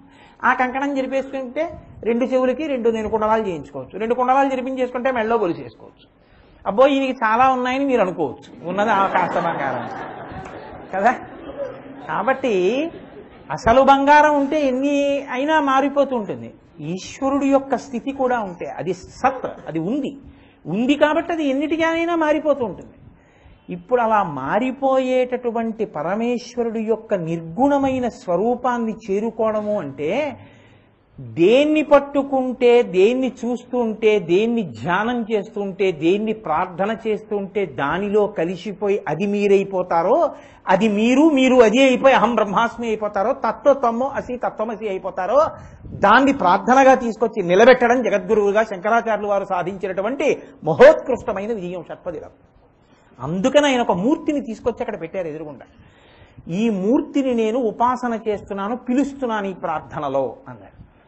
నేను మీకు ఇంకా బాగా ఉదాహరణ చెప్పాలి అంటే రామకృష్ణ పరమహంస మాటల్లో అయితే ఒక చక్కెర బొమ్మ అని ఉంటుంది. మా చిన్నతనంలో ఇచ్చేవారు, ఇప్పుడు ఉన్నాయో లేదో నాకు తెలియదు. ఏవో పేరెంటాలకు ఎడితే ఇస్తే ఆ కుక్కలు కోళ్ళు అన్ని తింటుండేవాళ్ళు. అంటే నిజంగా కుక్కలు కోళ్ళు తిన్నాడు వీడు అనుకునేరు. పంచదార బొమ్మలు చేసి ఇస్తూ ఉంటారు, కోళ్ళి బొమ్మలు అవి ఇస్తే ఆ కోడి బొమ్మగా ఆ ముక్కు ఏదో కనపడుతుంది. ఆ ముక్కు తీపే, కాళ్ళు తీపే, దాని పొట్టా తీపే. ఎందుకంటే ఉన్నది బంగారమే కానీ కోడి కాదు అందులో ఉన్నది. దంతువా దారు లేకపోతే దంత్యా దారువా అంటే దంతి అసత్యం, దారు సత్యం. ఒక కొయ్యలో ఏనుగుని తయారు చేశాడు ఒక ఆయన. మనవాడు చూసి అన్నాడు, నా తాతగారండి ఏనుగు అన్నాడు. తాతగారు అన్నాడు, నా కాదు నాన్న, కొయ్య అన్నాడు.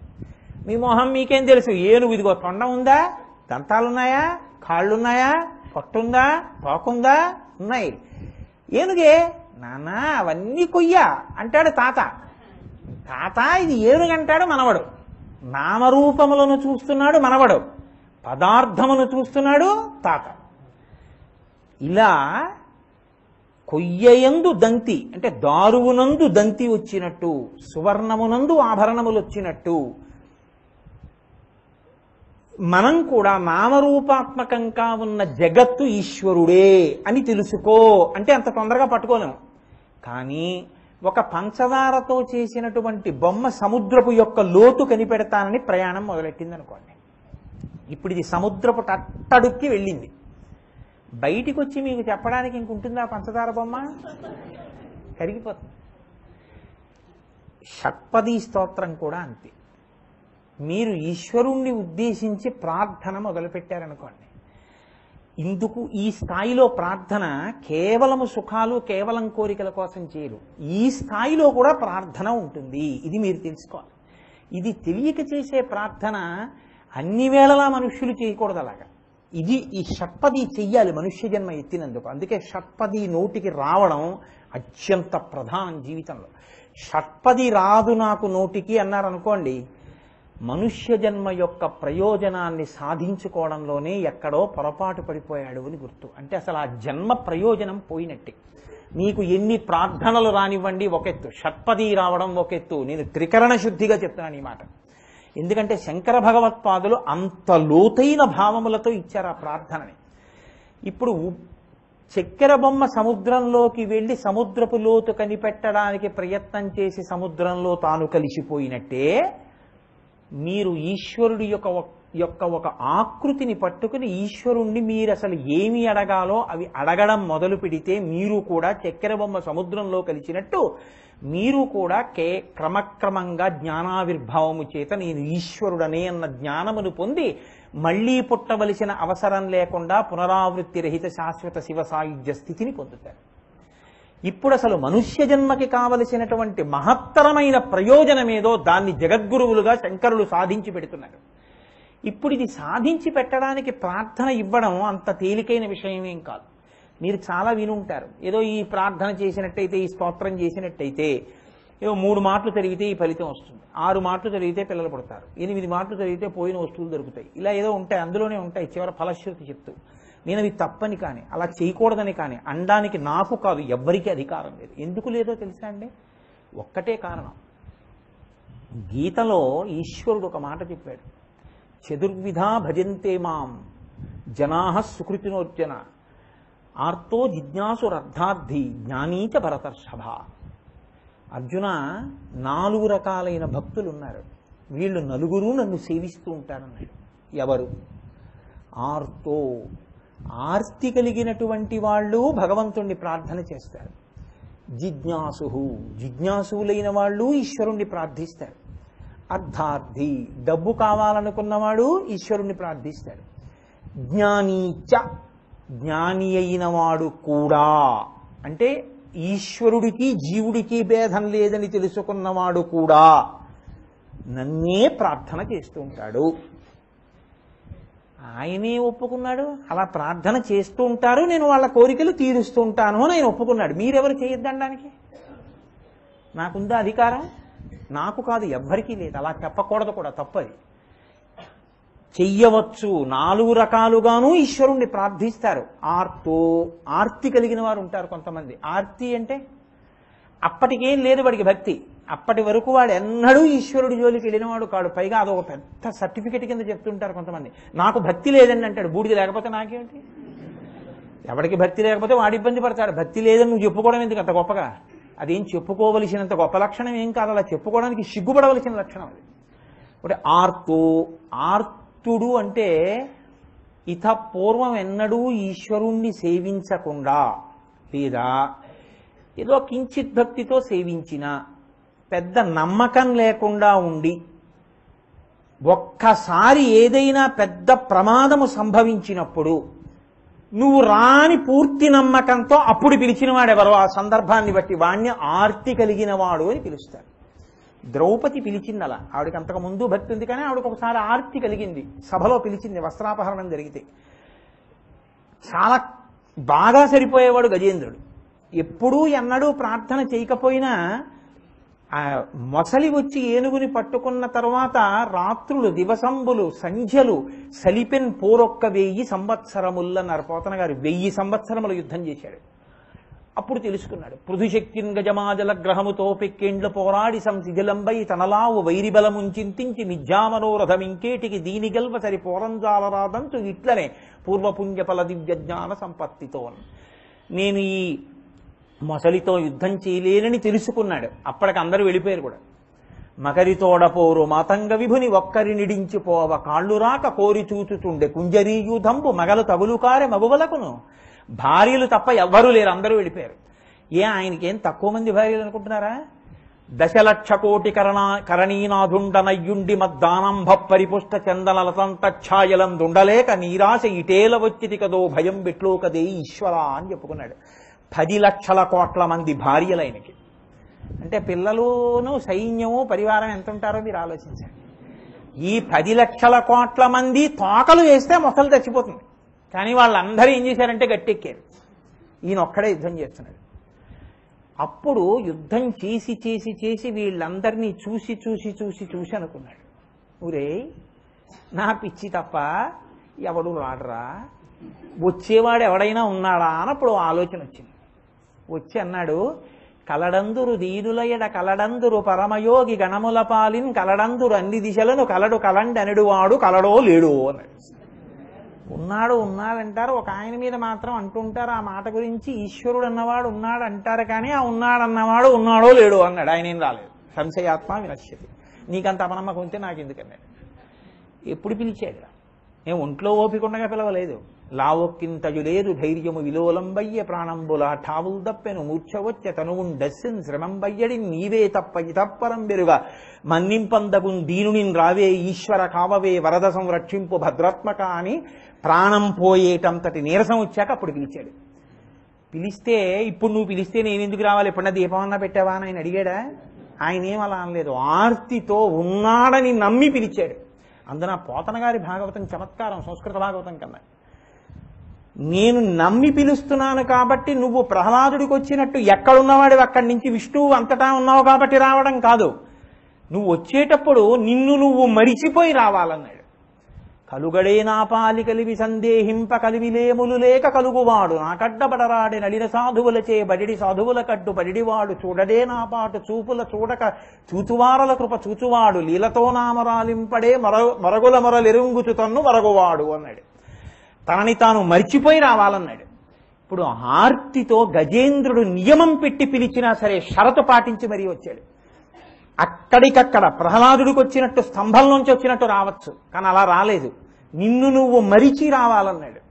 కాబట్టి ఎక్కడో అల వైకుంఠపురంబులో నగరిలో ఆమూల సౌధంబుదాపల మందారవనంతరమృతధర ప్రాతేందుకాంతోల్పలోత్పలవై అక్కడ ఆడుకుంటున్నటువంటి శ్రీ మహావిష్ణువు ఒక్కసారి సిరికింజప్పడు శంఖచక్రయుగముంచేదో ఈ సంధింపడే పరివారంబును జీరడభ్రగపతిన్ మన్నింపడాకర్ణికాంతరథం మిల్లము చక్కనొత్తడు వివాద ప్రోద్ధిత శ్రీ కుచోపరి చలాంచలమైన వీడడు గజ ప్రాణావనోత్సాహి అయి.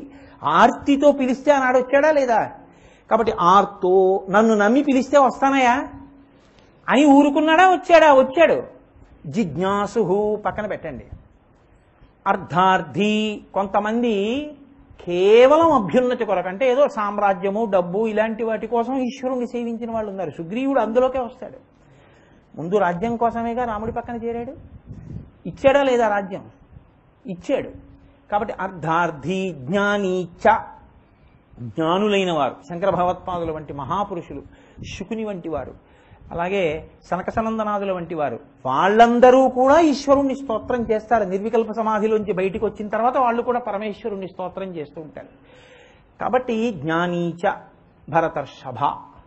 కాబట్టి ఆర్తితో ఈశ్వరుణ్ణి ప్రార్థన చేయొచ్చు, అర్ధార్థి అయి ప్రార్థన చేయొచ్చు, జ్ఞాని అయి కూడా చేస్తుంటాడు. వాసుదేవ సర్వమితి అని నమ్మినవాడు కూడా, అనుభవించినవాడు కూడా చేస్తుంటాడు.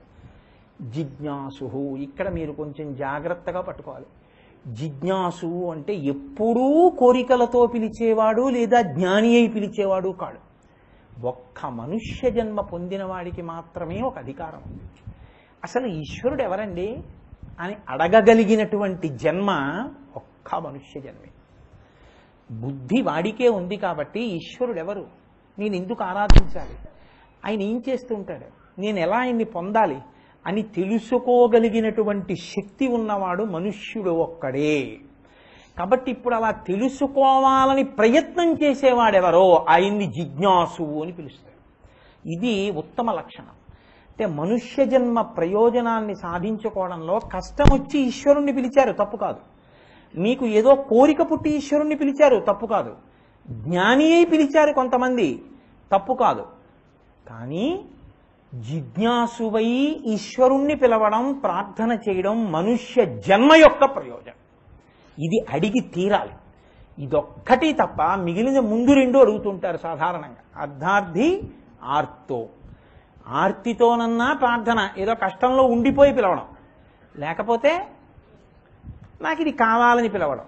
ఈ రెండూ కాకుండా ఈశ్వర ఇది ఇచ్చావు కాబట్టి కదా నాకు ఈ అదృష్టం, ఇది లేకపోతే ఈ అదృష్టం లేదే, నేను అసలు విందామంటే షట్పది విందామని 4 కుక్కలు వచ్చాయనుకోండి, పంపిస్తారా? పంపరు కదా. ఈ ఉపాధి అదృష్టం అండి. గడ్డి తిని ఆవు పాలు తయారు చేస్తాం, ఆ ఆవుని శివలింగం దగ్గరికి వెళ్ళి పాలు వదిలి అభిషేకం చేసుకునే అదృష్టం ఇస్తారా? పితికి మీరు చేసుకుంటారు అభిషేకం. మనుష్య జన్మకున్న గొప్పతనం ఏమిటంటే ఈ ఒక్క ఉపాధిలో ఉన్నంత కాలమే మీరు ఈశ్వరుణ్ణి తెలుసుకునే ప్రయత్నం చెయ్యగలరు. అలా చేసిన వాళ్ళని అనుగ్రహించడానికి నేను ఉన్నానన్నాడు ఆయన. అంటే ఇప్పుడు అనుగ్రహిస్తానంటే ఏమిటి చేస్తానని? తానెవరో తెలియచేస్తాననేనా? తానెవరో తెలియచేయడం అంటే ఏమిటి? నువ్వెవరో నీకు తెలియడమే. ఒరే నేనేనరా ఈశ్వరుణ్ణి, లోపల ఉన్న ఆత్మ నేనని తెలియగానే మీకు ఈశ్వరుడు తెలియబడతాడు. బ్రహ్మవిద్ బ్రహ్మైవ భవతి, బ్రహ్మము తెలిస్తే బ్రహ్మమే అవుతారు. కాబట్టి ఇప్పుడు ఇది తెలియడానికి ప్రార్థన. ఉప్పు బొమ్మ సముద్రంలోకి వెళ్ళినట్టు, చక్కెర బొమ్మ సముద్రంలోకి వెళ్ళినట్టు ఇది. ఈ ప్రార్థన సామాన్య స్థాయికైనా కన్నా పైన నిలబడింది. ఇప్పుడు ఈ ప్రార్థన చేస్తే అయితే మా కోరికలు తీరవండి అంటే, నువ్వు జిజ్ఞాసువు అయి ఈశ్వరుణ్ణి తెలుసుకునే ప్రయత్నంలో చేసినటువంటి కోరికల వలన అసలు నీకు కిందనున్న కోరికలు తీరకపోవడం అన్న సమస్య లేదు. గుమాస్తాగా ఉన్నవాడు ఆఫీసర్ గారి సంతకం పెట్టకూడదు, కానీ ఆఫీసర్గా ఉన్నవాడు గుమాస్తా పని చేసి సంతకం కూడా పెట్టేసుకోవచ్చు కదా. మీరు నన్ను పట్టుకోగలిగారో లేదో ఉద్యోగం చేసే వాళ్ళకి తెలుస్తుంది.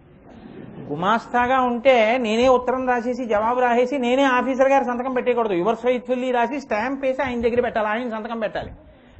నేనే ఆఫీసర్ని అయ్యాను అనుకోండి, గుమాస్తా రాలేదు, ఇప్పుడు ఆయన రాలేదండి రాసేవాళ్ళు లేడని నేను కూర్చోక్కర్లేదు, నేనే రాసేసి యువర్స్ ఫెయిత్ఫుల్లీ స్టాంప్ వేసి నేనే సంతకం పెట్టి పంపించేయచ్చు. ఆఫీసర్ గుమాస్తా పని కూడా చేసేయచ్చు. అలా మేము ఎందుకు చేస్తామండి అన్నదానికి నా దగ్గర జవాబు లేదు, కానీ చేసేస్తే మాత్రం అభ్యంతరం లేదు. కానీ గుమాస్తా మాత్రం ఆఫీసర్ సంతకం చేయకూడదు. అయినప్పుడు మీరు జిజ్ఞాసు అయితే మీకు కింద ఉన్నటువంటి కోరికలు తీరవు అని మీరు ఎందుకు అనుకుంటున్నారు? కోరికలు తీరుతాయి. కాబట్టి ఇప్పుడు శంకర భగవత్పాదులు ఇచ్చినటువంటి ఈ ప్రార్థన ప్రత్యేకం ఎవరి కొరకు? జిజ్ఞాసువులైన వారి కొరకు అని స్పష్టంగా అందులో తెలుస్తూ ఉంటుంది. ఇంత గొప్ప షట్పదీ స్తోత్రం ఆర్యావృత్తంలో రచన చేశారు శంకర భగవత్పాదులు. దీని గమ్మత్తు ఏమిటంటే ప్రతి శ్లోకంలోనూ ఆయన ఒక వినూత్నమైనటువంటి ప్రయోగం చేశారు. మహాకవి శంకరాచార్యులు వారు, ఆయనలా రచన చెయ్యగలిగినటువంటి వారు చాలా తక్కువ మంది ఉంటారు.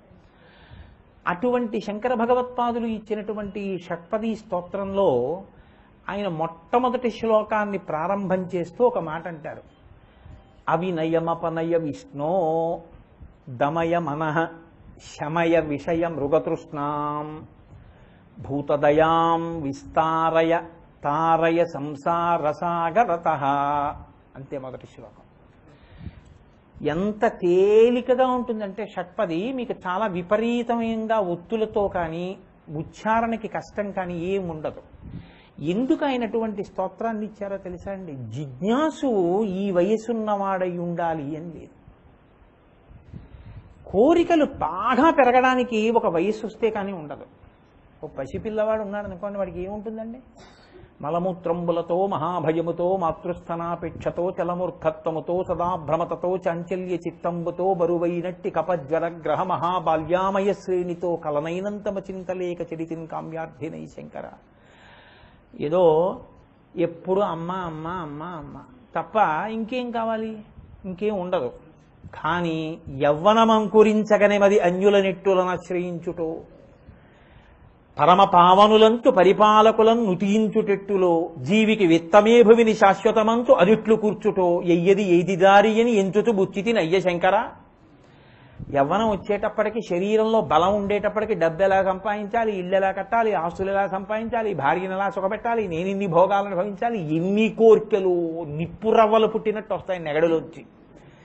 ఇన్ని కోరికలు పుట్టినప్పుడు యవ్వనంలో ఉంటాడు సాధారణంగా. పసితనంలో అన్ని కోరికలే ఉండవు. అందుకే గణపతి ఎప్పుడు బాలగణపతే, పిల్లాడిగానే ఉంటాడు.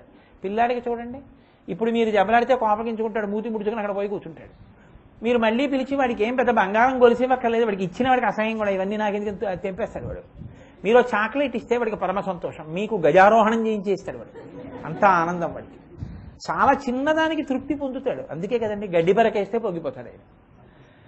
అది ఆ బ్రహ్మతత్వం అనుకున్నటువంటి లక్షణం. అటువంటి మహానుభావుడు పసిపిల్లవాడి రూపంలో గణపతి ఉన్నట్టే జిజ్ఞాసువు ఎప్పుడు ఇవి ఉండాలి అంటే చెప్పడం కుదరదు. భగవంతుడి గురించి తెలుసుకోవాలన్న ఆసక్తి ఏ వయసులో వస్తుందండి అని నన్ను అడిగారు అనుకోండి, అసలు బతికున్నన్నాళ్ళు రాకపోవచ్చండి అంటారు. అదేంటండి అంత మాట అంటారు అన్నారనుకోండి, నేనన్నయుడు పోతన గారు అన్నారు, చచ్చుచు పొట్టుతున్ మరల చెర్విత చెర్వినలైన వారికి జెచ్చెర పొట్టునే పరుడు చెప్పిననైన నిజెచ్చరైన ఏమిచ్చిననైనా కానలకు ఏగిననైన హరిప్రబోధముల్. వాడి అరణ్యాలు కడితే మాత్రం, ఎన్ని జన్మలెత్తితే మాత్రం పునరపి జననం పునరపి మరణం పునరపి జనని జడరే చయనం జహతంచారే బహుదుస్తారే కృపజాపారే పాహిమురారే అనలేడు వాడు. పుడుతుంటాడు చస్తుంటాడు, పుడుతుంటాడు చస్తుంటాడు. ఒక్కొక్కడి జన్మకి ప్రయోజనమే ఉండదు. తినడానికి బతుకుతాడు, తిన్నందుకు పడుకుంటాడు, పడుకున్నందుకు లేస్తాడు, తింటాడు, తిన్నాడు కాబట్టి మళ్ళీ పడుకుంటాడు, అంతే. ఎప్పుడో ఊపిరి ఆగిపోతుంది. కాబట్టి ఎప్పుడు వస్తుందండి ఈశ్వరుడు గురించి తెలుసుకోవాలి అంటే? దానికి ఏం 18 ఏళ్ళకి ఓటు హక్కు వచ్చినట్టు ఇన్నేళ్ళు వస్తే తెలుసుకోవాలని ఉంటుందని ఏమి ఉండదు. 5 ఏళ్ల పిల్లాడికి రావచ్చు, 50 ఏళ్లప్పుడు రావచ్చు, ఇంకా ఊపిరి ఆగిపోయే ముందు రావచ్చు. జిజ్ఞాసువుగా మారడం అన్నది ఎప్పుడు వస్తుందో ఎప్పుడైనా రావచ్చు. కాబట్టి స్తోత్రం ఎవరికి? ఇప్పుడు ఈ స్తోత్రం చదువుకుంటే పెళ్ళి అవుతుందండి అన్నాను అనుకోండి, అది పట్టుకెళ్ళి మీరు మీ అబ్బాయి 3 ఏడు వాడికి ఇవ్వరుగా, వాడికి ఎందుకు? ఎవరికి ఇస్తారు? ఏదో పెళ్ళి అవ్వలసిన వయసు ఉండి ఇంకా పెళ్ళి అవ్వకపోతే ఆ స్తోత్రం ఇచ్చి చదువుకోమంటారు. జిజ్ఞాసు అవ్వడానికి మీరు జిజ్ఞాసు అవుతారండి, ఈశ్వరుడి గురించి తెలుసుకోవాలన్న కుతూహలం కలుగుతుంది అని నేను అన్నాను అనుకోండి. ఇప్పుడు ఎవరు చదవాలి ఈ స్తోత్రం? ఎవరు చేయాలి ఈ ప్రార్థన? ఈ శరీరం ఉన్న ఎవరైనా చదవాలి కదా. కాబట్టి ఇప్పుడు శంకర భగవత్పాదులు ఇచ్చిన ఈ స్తోత్రం, ఈ ప్రార్థన ఎవరికి? అందరికీ. అందరికీ అయితే అందులో ఒత్తులు ఎక్కువ ఉంటే పిల్లలు ఎలా చదువుతారు?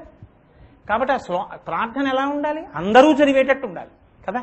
దాని ప్రయోజనం అదైతే మీరు జిజ్ఞాసువు కొరకు ప్రధానంగా ఉద్దేశించి ఉంటే, జిజ్ఞాసు ఏ వయసులో ఉంటాడో మీకు తెలియకపోతే, ఎవడు ఎప్పుడు జిజ్ఞాసు అవుతాడన్నది చెప్పడం కుదరకపోతే, ఎప్పుడు ఎవడైనా చదువుకునేటట్టుగా ప్రార్థన ఉండి ఉండాలి. పైగా జిజ్ఞాసువుగా తయారు చేసేదై ఉండాలి చదువుకుంటే. కాబట్టి ఆ శ్లోకాలు అంత అందంగానే పెడతాయి. పసిపిల్లలు, చిన్నపిల్లలు కూడా చదువుకోవడానికి వీలుగా ఆయన రచన చేశారు. శంకరులకి చేతకాక ఆయన తలుచుకుంటే ఎంత పెద్ద పెద్ద శిఖరిణీ వృత్తంలో శ్లోకాలు వేశారు ఆయన. సౌందర్యలహరంతా శిఖరిణి. అటువంటి శ్లోకరచన చేయగలిగినటువంటి శంకర భగవత్పాదులు ఇంత చక్కటి స్తోత్రాన్ని అందించడానికి కారణం, మనుష్య జన్మ ప్రయోజనం అందరూ పొందడానికి వీలుగా తాను ఉపకారం చెయ్యాలి జగద్గురువుగా. ఇది వారి యొక్క కర్తవ్యతానిష్ట. అందుకని అవినయమపనయ విష్ణో, ఆయన ప్రార్థనలో అడిగిన మొట్టమొదటి మాట అవినయమపనయ విష్ణు. ఇప్పుడు ఈ స్తోత్రం ఎవరిని ఉద్దేశించి చేస్తున్నారు? ఏదో ఒక రూపాన్ని అడగాలి కదండి. మీతో నేను అన్నానుగా, చక్కెర బొమ్మగా సముద్రంలోకి వెళ్ళినట్టు మీరు ఒక రూపం మీద దృష్టి పెడితే క్రమంగా రూపాన్ని చూసి చూసి చూసి చూసి చూసి చూసి మీకు ఈ రూపం ఏమవుతుంది? అంతటా కనపడడం మొదలెడుతుంది. పూజామందిరంలోనే నా ఈశ్వరుడు ఉన్నాడండి అని నేను అన్నాను అనుకోండి, నా భక్తి ఒక స్థాయిలో ఉన్నట్టు. నేను ఎవరిని అర్చిస్తానో, నేను ఎవరిని పూజిస్తానో వాడు నాకు అంతటా కనపడుతున్నాడు అనుకోండి, నమశ్చోరాయ చ శిష్ప్యాయ చ భీమ్యాయ చ శిఖప్యాయ చ ప్రవాహ్యాయ చ. ప్రవాహంలో, మెరుపులో, మేఘంలో, విద్యుత్తులో, దొంగలో, వడ్రంగిలో, పిల్లాడిలో, లోహంలో, తేనెలో, పంచదారలో, ఎక్కడ చూసినా నాకు ఆ శివుడే కనపడుతున్నాడు అనుకోండి. ఉదయగ్రామము పానవట్టము అభిషేకో తత్ప్రవాహంబు వాద్ది దరిధ్వంతము ధూపధూమము జలద్వీప ప్రభారాశి కౌముది తారానివహంబులద్భుత సుమంబులుగా సమోదూత సఖ్యతమై సీత గభస్తి బింబ శివలింగం బొప్పె ప్రాచీదిశన్ అన్నాడు తన మహానుభావుడు ధూర్జటి కాళహస్తీశ్వర మహాత్యంలో. అంతటా నాకు శివలింగం ఒకటే కనపడుతోంది, నాకు ఇంకేం కనపట్టలేదు అన్నాడు. ఆ స్థితిలో మీకు ఎవరిని చూసినా ఈశ్వరుడే కనపడుతున్నాడు అనుకోండి, ఇప్పుడు మీ భక్తి పండిందని గుర్తు కదండి. ఇప్పుడు మీరు ఏ రూపాన్ని పట్టుకుని పూజ చేస్తున్నారో ఆ రూపమే అందరిలో కనపడుతోంది అనుకోండి, మీ భక్తి పండుతోందని గుర్తు. మీరు ఎవరి మీద కోపడతారు? మీరు ద్వేషించడానికి ఏముంది లోకంలో? మీకు అంతటా కృష్ణుడే. ఈ స్థితి నోటితో చెప్పినంత తేలిక మాత్రం కాదు సుమండి. రామకృష్ణ పరమహంస శిష్యుడొకడు వీధి వెంట వెళ్ళిపోతుంటే ఒక ఐశ్వర్యవంతుడు ఆవుని కొడుతున్నాడు. ఆయన గబగబా వెళ్ళన్నాడు, చెయ్యడ్డు పెట్టి, తప్పయా ఆవుని కొట్టకూడదన్నాడు. నిన్ను కొట్టమంటావా అన్నాడు. కొట్టండి, ఆవుని కొట్టడం మానేసేటట్టయితే నన్ను కొట్టండి అన్నాడు. చాలా గట్టిగా కొట్టాడు. ఆయన స్పృహ తప్పి పడిపోయాడు. అటుగా వెళ్ళిపోతున్న మిగిలిన శిష్యులు చూసి, అయ్యయ్యో ఇలా కొట్టేశాడు, పడిపోయాడు ఈయనని చెప్పి ఈయన్ని తీసుకెళ్లి ఆశ్రమానికి పడుకోబెట్టి నీళ్లు చల్లారు. కొంచెం తెలివి వచ్చింది. కాసిన పాలు తాగని గోరువెచ్చటి పాలు పట్టించారు, తాగాడు. ఎవరు కొట్టారు నిన్ను ఇలా అన్నాడు. అంటే ఆయన అన్నాడు ఆ శిష్యుడు, ఏ ఈశ్వరుడు మీ రూపంలో ఉండి గుక్కెడు పాలిచ్చాడో ఆ ఈశ్వరుడే ఆ రూపంలో ఉండి కొట్టాడు అన్నాడు. గోడ దాటడం కోసమని తనకి ఉపకరించినటువంటి ఆ కర్రని యువతల పక్కకి వదిలేసి తాను గోడకి అవతల పక్కకు పడిపోతాడు. అంతేకాని ఓ కర్ర ఇంత దూరం నాతో వచ్చావు, నేను పైకి ఎక్కడానికి సాయపడ్డావు, నేను గోడ దాటడానికి ఉపయోగపడ్డావు, నిన్ను వదిలి వెళ్ళిపోతే నేను కృతజ్ఞుడు అయిపోతాను, నువ్వు రా అని కర్ర పట్టుకెళ్లే ప్రయత్నం చేస్తే మళ్ళీ ఇటే పడిపోతాడు కదా. మీరు ఒక మూర్తిని పట్టుకోవడం అన్నది ఎంతసేపు అంటే అంతటా వాడే ఉన్నాడని తెలుసుకునేంత వరకే, అంతేకాని ఇదే ఈశ్వరుడు అని చెప్పడానికి కాదు. ఇదే ఈశ్వరుడు కాడు, అంతటా అదే అనడానికి అది పనికొస్తుంది. ఇది ఉపాసన. కాబట్టి ఇప్పుడు షట్పదిలో మీరు ఎవరిని పూజిస్తున్నారో ఆ మాట మీరు అనడానికి బెంగెట్టేసుకుని మేము అనకూడదండి, ఆ మాట అనకూడదు. ఆ స్వరూపం అంతటా వ్యాపించినదై ఉన్నది అది. అందుకే విష్ణు అంటూ మొదలెట్టారు. ఆయన ఎవరిని సంబోధించి మొదలుపెట్టారు? విష్ణు అంటే వ్యాపకత్వము కలిగినవాడు, అంతటా నిండి నిబిడీకృతమై ఉన్నవాడు.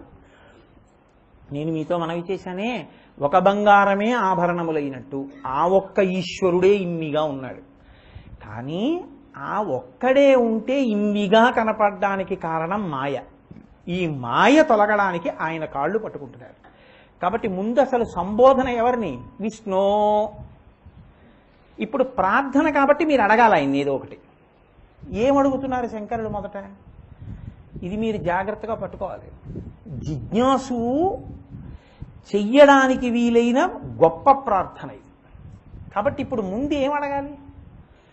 నాకెప్పుడు ఈ శరీరం ఉండేట్టు చూడు, ఆరోగ్యం ఉండేట్టు చూడు, మంచి పిల్లలు పుట్టేటట్టు చూడు. ఇవన్నీ అర్థార్థి వాళ్ళలో కడతారు. ఇప్పుడు ఆయన అంటున్నారు, అసలు నీకు మనుష్య జన్మ యొక్క ప్రయోజనం సిద్ధించడానికి ముందు ఏది ఉండాలో దాన్ని అడగడం నేర్పుతున్నారు.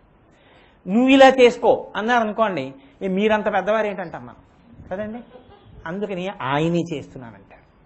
ఇది శంకరుల ఔదార్యం. కాబట్టి ఆయన అన్నారు, అవినయమపనయ విష్ణు. ముందు విష్ణుమూర్తిని పిలిచారు. విష్ణు భగవానుణ్ణి విష్ణు స్వరూపంగా ఈశ్వరుణ్ణి ఆయన అర్థిస్తున్నారు. ఇక్కడ విష్ణు అని నేను అన్నప్పుడు మళ్ళీ ఒక అనుమానం ఉంటుంది. జ్ఞానమిచ్చేత్ మహేశ్వర, జ్ఞానదాత మహేశ్వర. లోకంలో ఏదో అదేంటి, మనకి ఆరోగ్యం కావాలనుకోండి, ఆరోగ్యం భాస్కరాదిచ్చేత్. సూర్యుడికి రోజు నమస్కారం చేస్తే ఆరోగ్యం కలుగుతుంది. సూర్యుడికి నమస్కారం చేయడం అంటే ఎన్నింటికి చేయడం కాదు. కృతఘ్నఘ్నాయ దేవాయ జ్యోతిషాం పతయే నమః. ఇప్పుడు నేను సభకు వచ్చేటప్పటికి మీరు వచ్చారనుకోండి, మర్యాద. మీ అందరు వచ్చే వరకు నేను కూర్చున్నాను అనుకోండి, కొంచెం తేడాగా ఉంటుంది అదేదో కదా. అలాగే సూర్యుడు వేళ పట్టున వచ్చేస్తుంటే ఆయన కన్నా ముందు మీరు ఆయనకి నమస్కరించడానికి యోగ్యంగా ఉండి నమస్కరిస్తే సూర్యుడికి నమస్కరించినట్టు. అంటే మీరు స్నానాదులు పూర్తి చేసుకుని సూర్యోదయం అవుతుంటే సూర్యబింబాన్ని చూసి ఈ మాంసనేత్రముతో చూడగలిగిన ఏకైక ఈశ్వర స్వరూపం తండ్రి నీకు నమస్కారం అని మీరు ఆర్తితో నమస్కరిస్తే ఆయన మీకు ఆరోగ్యాన్ని ఇస్తాడు. అంతేగాని 8ంటికి లేచి 9ంటికి నమస్కారం పెడతానంటే కృతఘ్నఘ్నాయ దేవాయ, కృతఘ్నుడివి కనుక ఆయన వచ్చినా లేవలేదు కాబట్టి బాగుతూనే ఉంటాడు కదండి. అప్పుడు మళ్ళీ వరుణయాగాలు అవి చేసుకోవాలి. కాబట్టి ఇది జిజ్ఞాసు చెప్పవలసినటువంటి శ్లోకాలు కదా ఇప్పుడు శంకరాచార్యులు వారు ఇస్తున్నవి. కాబట్టి ఆయన ముందడిగినది ఏదంటే అవినయమపనయ విష్ణో. మరి ఆరోగ్యం సూర్యుడిచ్చినట్టు జ్ఞానాన్ని శివుడిచ్చినట్టు కదా చెప్తారు. మరి విష్ణువుని జ్ఞానం ఇమ్మని ఎలా అడుగుతున్నారు? జిజ్ఞాసు అడిగేది జ్ఞానాన్ని కదా, ఈశ్వరుడు గురించి తెలుసుకునేటటువంటి శక్తిని కదా. దానికి శివుణ్ణి ప్రార్థన చేయాలి కానీ విష్ణువుని ప్రార్థించడం ఏమిటి? అంటే శివకేశవులని 2 లేవు, ఉన్నది ఒక్కటేనే కదా నేను తలగొట్టుకుంటున్నది.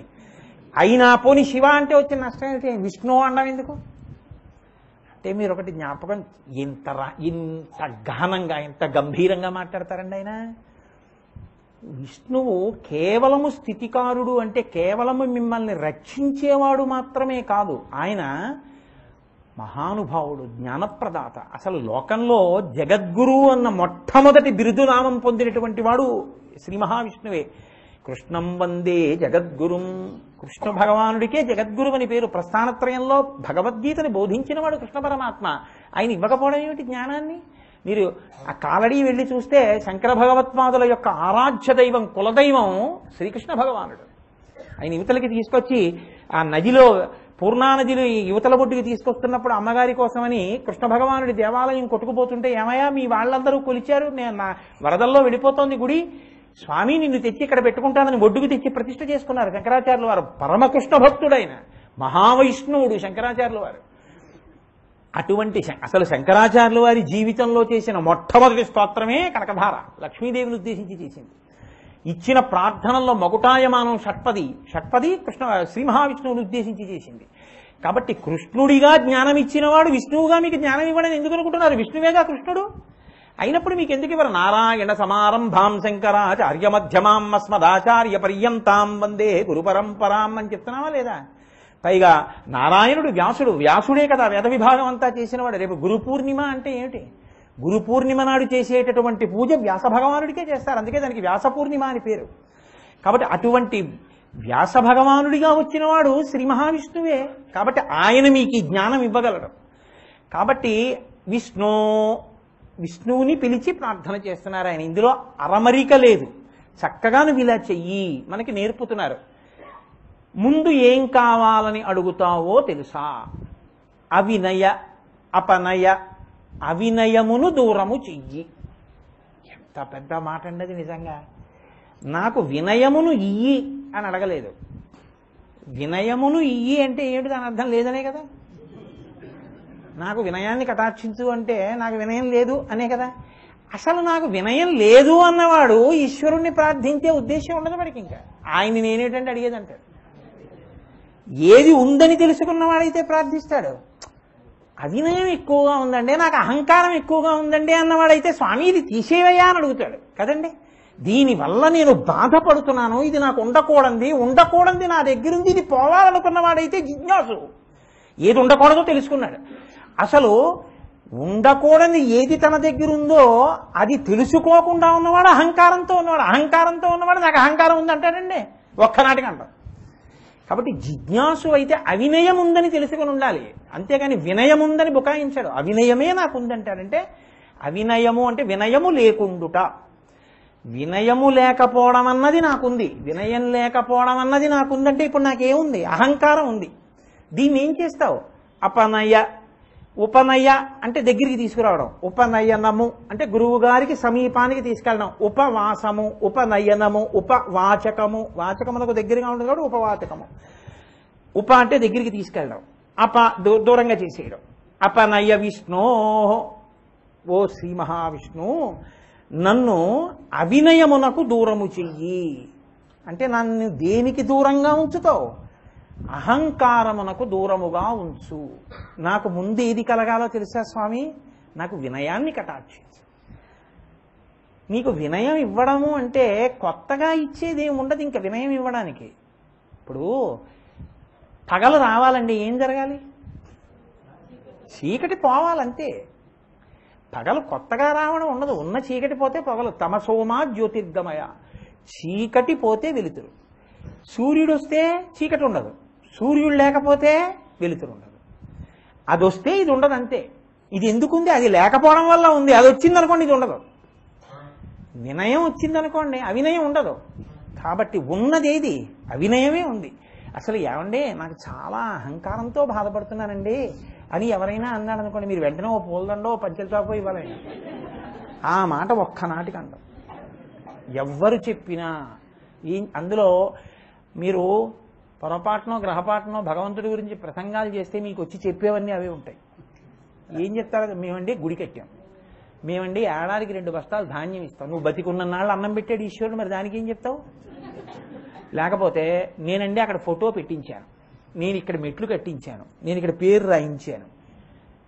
ఎప్పుడు నీ చేశా అనేవాడే కానీ అయ్యా నాకు నాది ఏముందండి ప్రపంచంలో, నేనంటూ చేసింది ఏమీ లేదు, కానీ నాకు ఎంత అహంకారం నాదని, ఈ అహంకారం పోవడానికి ఏమైనా మార్గం ఉందా అండి అని అడిగేవాడు మీకు ఎక్కడా కనపడ్డాడు. శంకరులు ఇది గుర్తించారు. అసలు ముందు పల్లంగా ఉంటే కదండి నీరు నిలబడ్డం.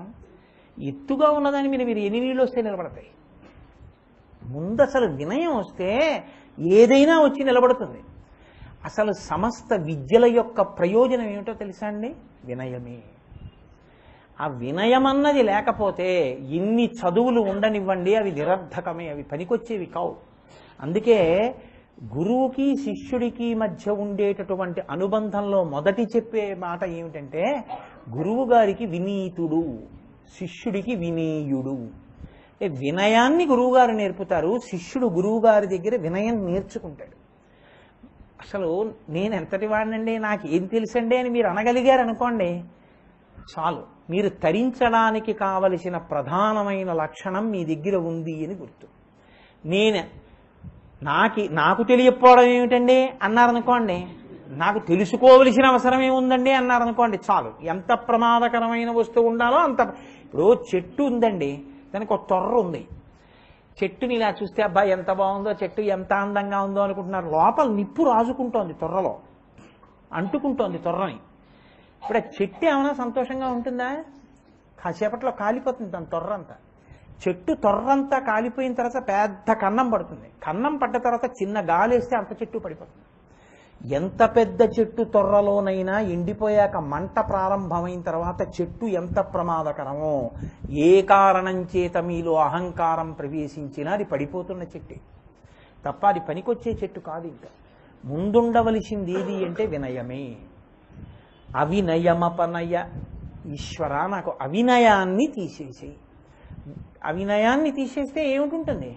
వినయమే ఉంటుంది. ఇంకా కొత్తగా మీకు ఇచ్చేది ఏముండదు. మనుష్యుడిగా మీకు మిగిలేది ఏమిటంటే వినయమే. కానీ అది లేదు, నాకు అవినయం ఉంది దాని పక్కన. అది ఉండిపోతోంది, ఇది వెళ్ళిపోతోంది. అందుకని ఈశ్వర నాకు ఆ వినయమును కృప చెయ్యి. రామకృష్ణ పరమహంస నాకు చాలా చాలా ఇష్టమైనటువంటి వాటిల్లో అదొకటి.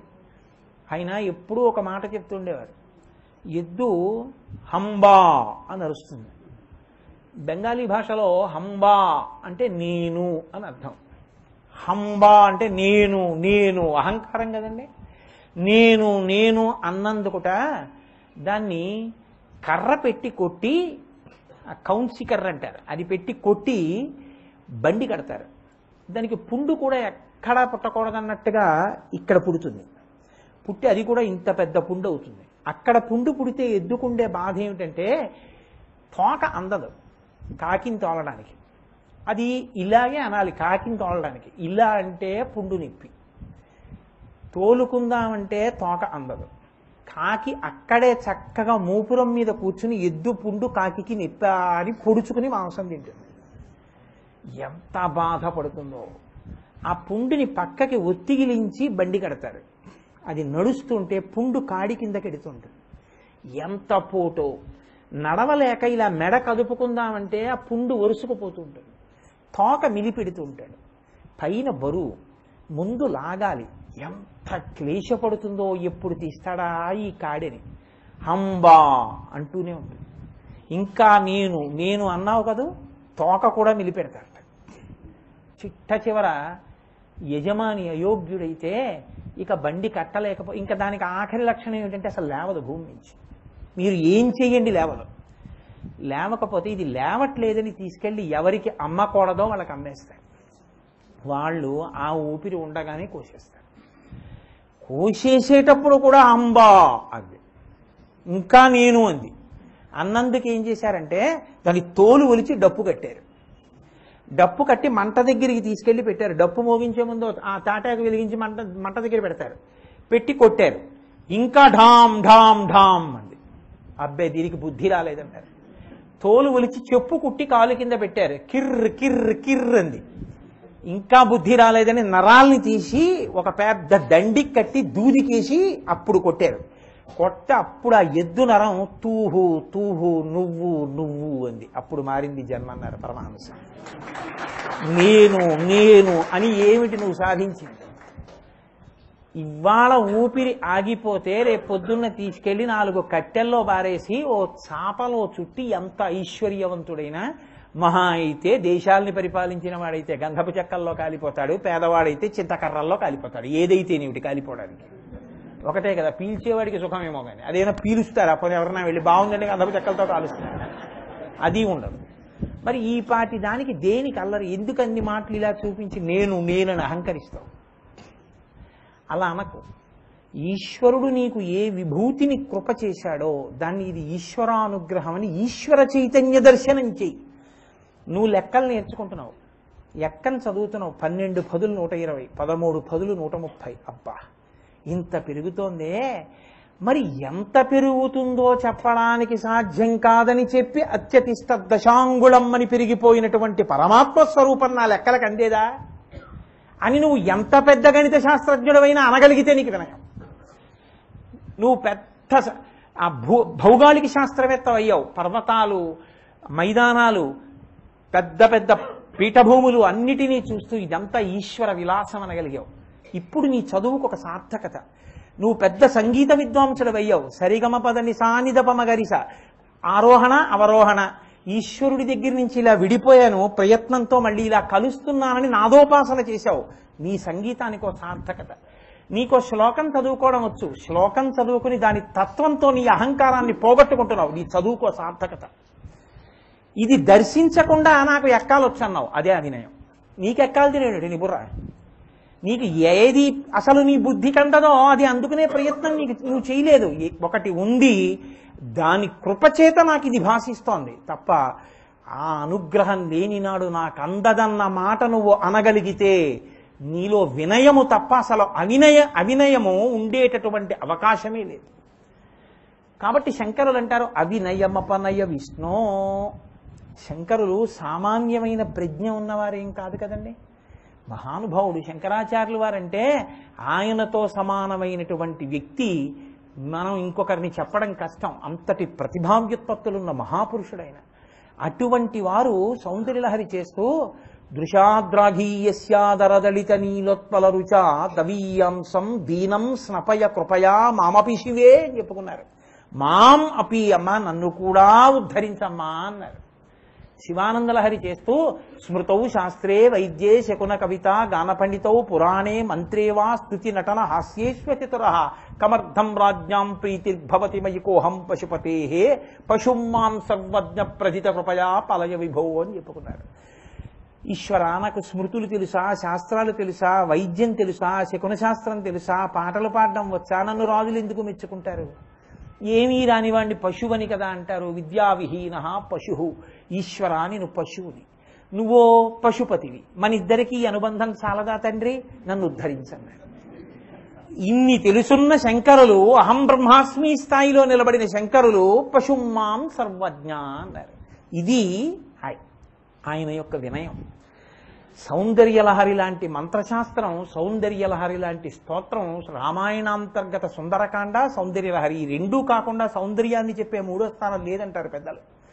అటువంటి శంకర భగవత్పాదులు సౌందర్యలహరి అంతా చేసి చిట్ట చివరన్నారు ప్రదీప జ్వాలాభిర్దివసకర నీరాజన విధి సుధాసూతే అని. సుధాసూతే చంద్రోపల జలల వైరధ్యరచన స్వకీయైరంబోభిస్సలిల నిధి సాహిత్యకరణం.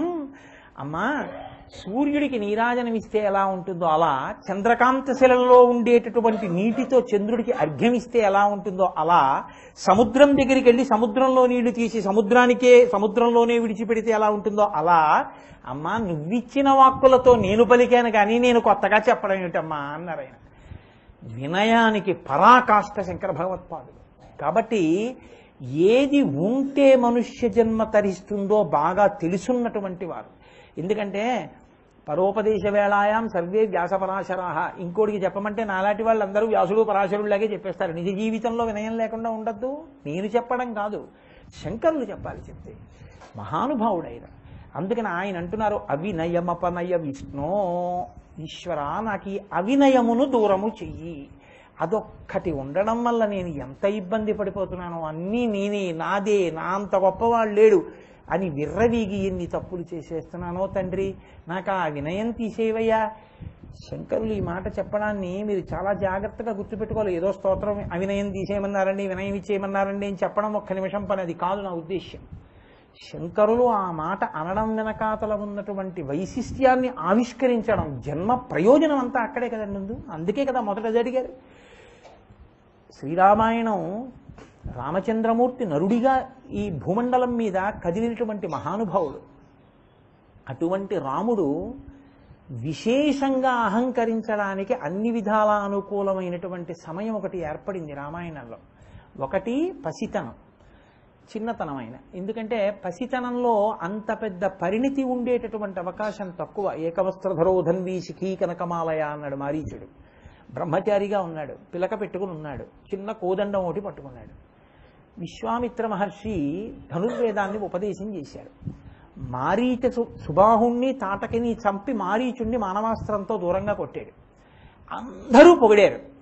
పొగట్ట మనిషిలో అహంకారాన్ని తీసుకొచ్చేటటువంటి ప్రథమ సాధనం. పొగిడారనుకోండి, నా అంతవాణ్ణి నేను అనుకుంటాడు ఎవరైనా సరే. అదేంటంటే అంతవాణ్ణి నేనెక్కడ అవుతానండి, నాకెందుకు అని ఎవరంటారు. అందుకే ఆయన చాలా సద్బ్రాహ్మణుడండి, గొప్ప ఉపాసన కలిగిన వాడు. ఎలాగా ఆయన ఉపాసన పాడు చేయలేమంటే, ఆయన ఉపాసన పాడు చేసేయాలంటే ఒక్కటే మార్గం, ఆయనకు సన్మానం చేసేయండి అన్నారు.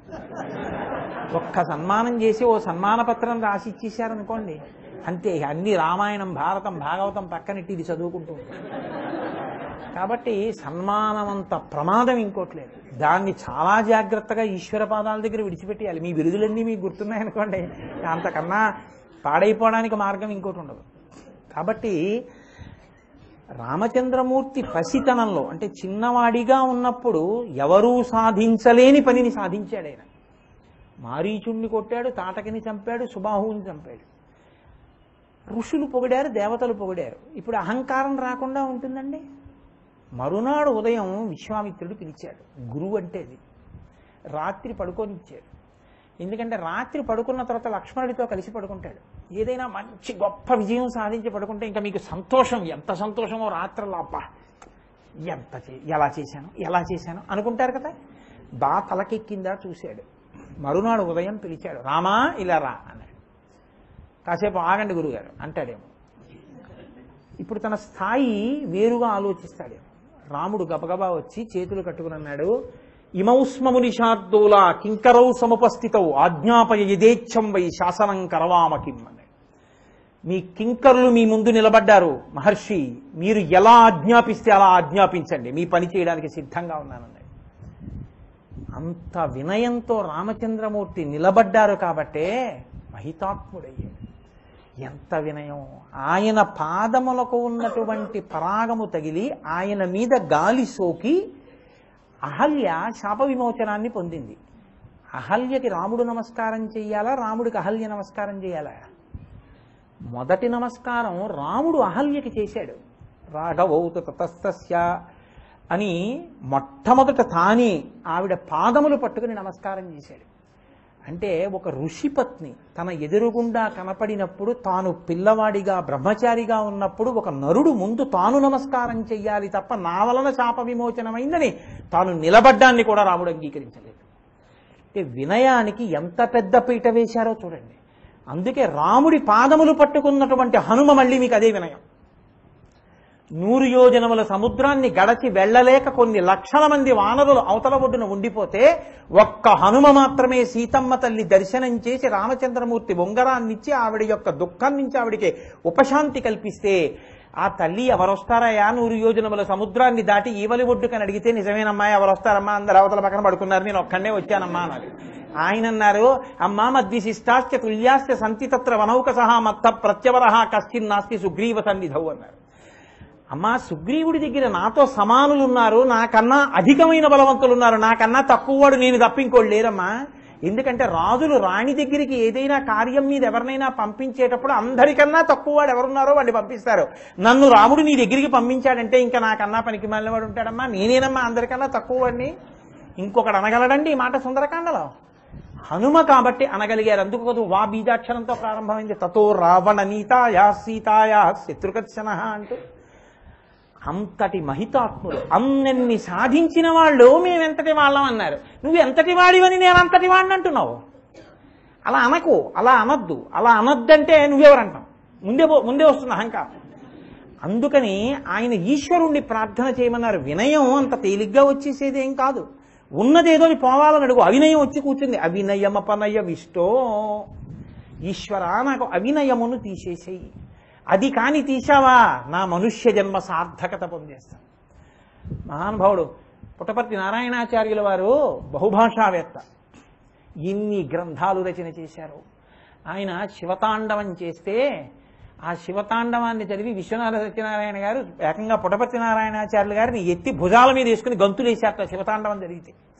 అంత గొప్ప రచన చేసిన మహానుభావుడు వృద్ధాప్యంలోకి వెళ్ళిపోయిన తర్వాత ఆయన్ని ఆకాశవాణి వారు అనుకుంటాను ఆయనతో ముఖాముఖి నిర్వహిస్తూ ఆయన ప్రశ్న అడిగారు, ఈ వయస్సులో మీరు ఏం తెలుసుకున్నారు ప్రధానంగా అంటే ఆయన చాలా అందమైన మాట ఒకటి అన్నారు. ఆయన అన్నారు, అహమేవ పండితాహ. నేను చిన్నప్పుడు అనుకునేవాడిని ఇంత సంస్కృతం వచ్చు, ఇంత తెలుగు వచ్చు, ఇన్ని విషయాలు తెలుసు, నాకు ఇన్ని గ్రంథాలు రచన చేశాను కదా అని అహమేవ పండితాహ, నేను ఒక్కడనే పండితుడిని అనుకునేవాడిని, నా అంత పండితుడు ఎవరు అనుకునేవాడిని. ఇప్పుడు ఈ వయస్సు వచ్చిన తర్వాత ఏం తెలుసుకున్నానంటే నాహం పండితాహ, నేను పండితుణ్ణి కానని తెలుసుకున్నాను. అది కదండి జీవితం పండడం అంటే, అది కదు వినయం అంటే. అవినయమపనయ విష్ణో, ఈశ్వరుడు కృప వహించాడు ఆయన యందు. అందుకని ఆ మాట ఆయన గుండె లోతుల్లోంచి పైకి వచ్చింది. అందుకని సరస్వతీపుత్రుడయ్యారు మహానుభావుడు. అది రాగలగాలి, నేను ఎంతటి వాడినండి అనగలగాలి. అంతే తప్ప నా అంతటి వాడెవరండి అనడానికి అజ్ఞానం చాలు. నేను ఎంతటి వాడినండి అనడానికి చాలా చాలా సాధన కావాలి. మహాత్ములు అని మీకు కీర్తింపబడిన వారెవ్వరూ అహంకారులు కారు. మీరు చూడండి లోకంలో మహాభారతంలో ధర్మరాజు గారికి అంత పెద్ద పీట వేస్తారు, అంత పెద్ద స్తోత్రం చేస్తారు. విరాట పర్వంలో అసలు ధర్మరాజు గారి గొప్పతనం ఏమిటో చెప్తుంది భీమసేనుడితో ద్రౌపదీదేవి చెబుతూ. ఆయన గురించి ఓ మాట అంటుంది, యవ్వనివాకిట నిభమద పంకంబు రజభూషణ రజో రాజినడగు, యవ్వని చారిత్రమెల్లలోకములకు నొజ్జయై వినయంబు నరపుగరపు, యవ్వని కడగంట నివ్వటిల్లెడి చుట్కి మానిత సంపదలినుచుండు, యవ్వని గుణలతలు ఏడువారాసుల కడపటి కొండపై కలయబ్రాకు, అతడు భూరి ప్రతాప మహాప్రదీప దూర విఘటిత గర్వాంధకార వీర వైరి కోటీర మణివేష్టితాంఘ్రితలుడు కేవలమర్చుడే ధర్మసుతుడు అని అడుగుతుంది. ఎంత పెద్ద మాట అండి. యవ్వని వాకిట నిభమద పంకంబు రజభూషణ రజో రజినడగు. ఒక రాజు అహంకరించడానికి ఇంకంతకన్నా ఇంకోటి లేదు.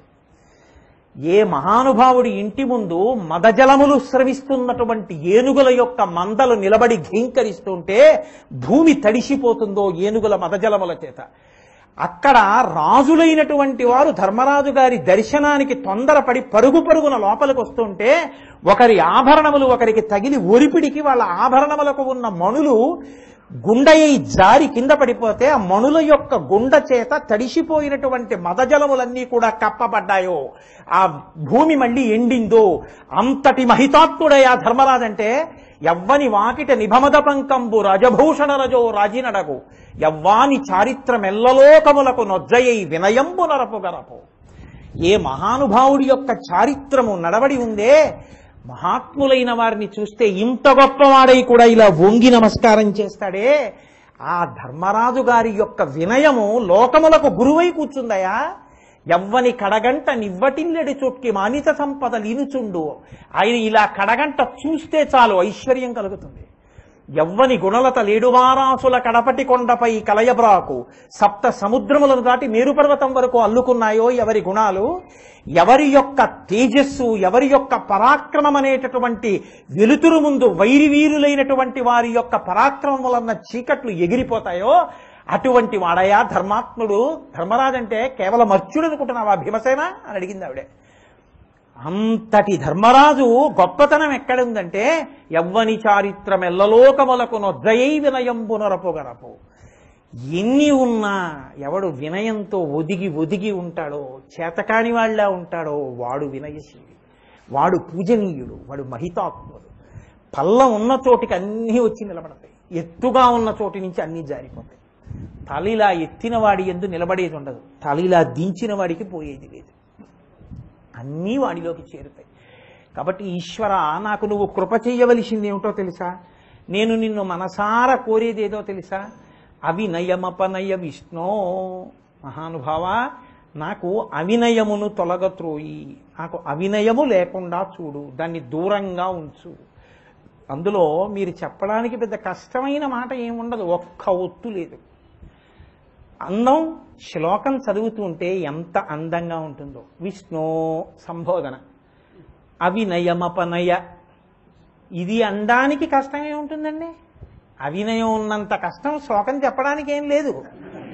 అవినయమపనయ విష్ణో అని దమయ మనః. వెంటనే ఆయన రెండోది అడుగుతున్నారు, ఈశ్వర నా మనసుకి దాంతి దమమును కృప చెయ్యి.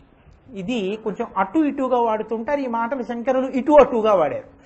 దమయ మనః శమయ విషయ మృగ తృష్ణాం. దమయ మనః, నా మనసుకి దమమును కృప చెయ్యి. చాలా పెద్ద మాట అండి. మహానుభావుడు ఎక్కడ పట్టుకుంటారో శంకర భగవత్పాదులు. నళినీ జలగత జలమతి తరళం తత్వజీవితమతి చైతఫలం విద్ధిర్వ్యధ్యభిమానగ్రస్తం లోకం శోకచ హంత సమస్తం అని కదా అంటారు భజగోవిందంలో. నాకు ఈ లోకమంతా ఎప్పుడో శోకంతో చచ్చిపోయినట్టు కనబడుతోంది అసలు అన్నారు. ఆయన అన్నారు దమయమనః, నా మనసుకి దమాన్ని కృప చెయ్యి. మనస్సుకి దమమును ఇవ్వడము అంటే మీరు కొంచెం జాగ్రత్తగా దాన్ని పట్టుకోగలిగితే, మనసు ప్రతిదానియందు వెంపర్లాడడం, మనసు పరిగెత్తడం అనేటటువంటిది నిగ్రహింపబడవలసినటువంటి అవసరం. మనసుకి దమము పొందితే మీకు దాంతి వస్తుంది, ఇంద్రియములకు శమము కలిగితే మీకు శాంతి వస్తుంది. మనసుకి దమము కలగడము అంటే ఏమిటో తెలుసా అండి? దేవి భాగవతంలో వ్యాసుడు మాట అంటాడు, భ్రమన్ సర్వతీర్థేషు స్నాత్వా స్నాత్వా పునః పునః నిర్మలం మనో యావత్ తావత్ సర్వం నిరర్ధకం అంటాడు. ఇన్ని తీర్థాలకి వెళ్ళు, ఎక్కడెక్కడ స్నానాలు చెయ్యి, ఇన్ని పుణ్యక్షేత్రాలకు వెళ్ళు, ఇన్ని దేవాలయాలకు వెళ్ళు, ఇన్ని దర్శనాలు చెయ్యి, నిర్మలం మనో యావత్, నీ మనసు నిర్మలంగా ఉండడం అన్నది నీకు చేత కానంతసేపు తావత్ సర్వం నిరర్థకం, అదంతా నిరర్థకమే అయిపోతుంది. ఇన్ని మాటలు వెళ్ళి తలనీలాలిచ్చి ఏం సుఖం. ఎవరో కొంచెం గడుసువాడు ఆధునిక కవి అన్నాడు, గురుగు చుందురు జుత్తు కొన్ని వందల సార్లు దాని పాపమేమో కానరాదు, అఖిల పాపములకు నిలయమైన మనసు కొరగడేమి మానవుడు.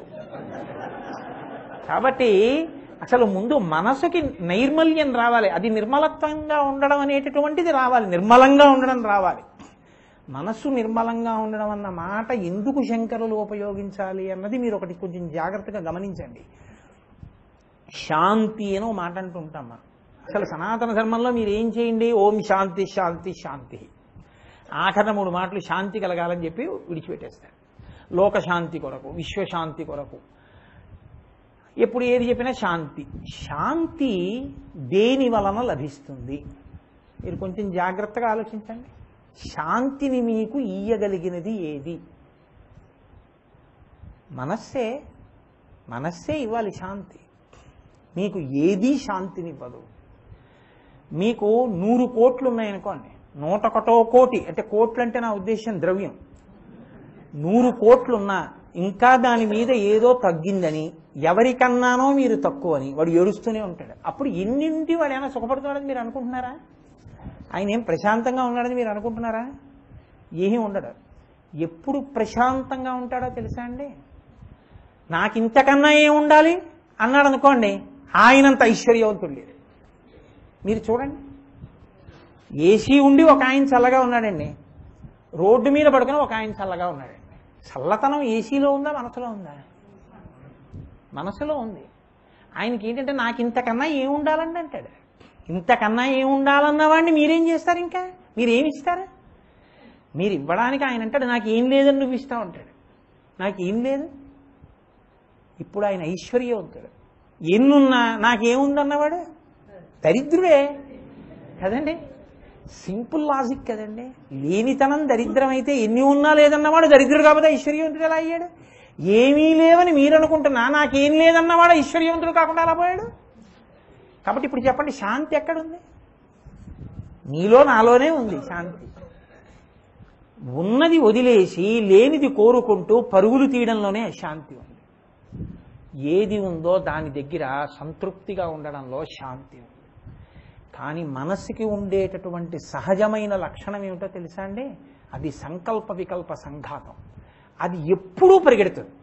మీకు నేను రేపు ఉదయం ధూర్జటి కాళహస్తీశ్వర శతకం ప్రారంభం చేస్తాను కదా. శంకర భగవత్పాదులు మనసు మీద ఎన్ని చేశారో, త్యాగరాజస్వామి ఎన్ని చేశారో, దీక్షితరు వారు ఎన్ని చేశారో, శ్రీకాళహస్తీశ్వర శతకంలో ధూర్జటి కూడా అలా చెప్పుకున్నాడు. తమకం బొప్ప పరంకనాజనుల పరద్రవ్యంబులన్ మృత్యులింగ మహోద్యోగము చేయునే మనము దానిం కట్టి వైరాగ్య పాశంబులం చుట్టి బిగించి నీ చరణస్తంభంబునం కట్టివైచి ముదంబెన్నడు కల్గజేయ కదబో శ్రీకాళహస్తీశ్వర. సదామోహాటవ్యాం చరతి యువతీనాంకుచగిరౌరటత్యాసా శాఖా స్ఫటతి ధిడిత స్వైరమభిత అని శంకరాచార్యుల వారి శివానంద లహరిలో అన్నారు. ఏ మహాత్ముడు చెప్పినా ఆ మనసు గురించి. నా గుండె చూపిస్తారు ఏదో స్క్రీన్ మీద, నా కళ్ళు చూపిస్తారు, నా లోపల ఏదో ఊపిరితిత్తులు చూపిస్తారు, నా మనసు ఎవరు చూపించలేరు. కానీ మీ శాంతికి అశాంతికి అదే కారణం, మీ మోక్షానికి మీ బంధనానికి అదే కారణం. మన ఏవ మనుష్యానాం కారణం బద్ధమోక్షయో. ఇంద్రియాణి బలిష్టాని ననియుక్తాని మానద అపక్వస్య ప్రకుర్వంతి వికారాం స్థాననేకశః. మనస్సు ఎలా చెప్తుందో అలా పరిగెడుతుంటాయి ఇంద్రియాలన్నీ. మీరు కానీ మనస్సుని లొంగదీయడము అన్నది మీకు చేతనైందనుకోండి, అది చెప్పినట్టు మీరు వినడం కాదు. ఎన్నాళ్ళు చెప్తావు నాకు ఇలాగా? యజమానుని సేవకుణ్ణి చేశావు, సేవకుడవైన నువ్వు యజమాని స్థానంలో కూర్చున్నావు. నేను చెప్పినట్టు నువ్వు చెప్పినట్టు నేను చేయడం కాదు, నువ్వు ఎలా చెప్తే అలా చేయడాన్ని సిద్ధంగా లేను అని మీరు మీ మనసు మీద తిరగబడండి. మీరు మీ మనసుని పరిశీలించడం మీకు అలవాటైంది అనుకోండి, ఓహో చూసావా ఎంత చమత్కారంగా బోధ చేస్తోందో, చూసావా ఎటువంటి భావాలు నాలో తీసుకొస్తోందో, ఆహా అని మీరు అన్నారనుకోండి అది ఊరుకుంటుంది. మీరు అనలేకపోయారనుకోండి అది ఎప్పుడు మిమ్మల్ని శాసనం చేస్తూనే ఉంటుంది.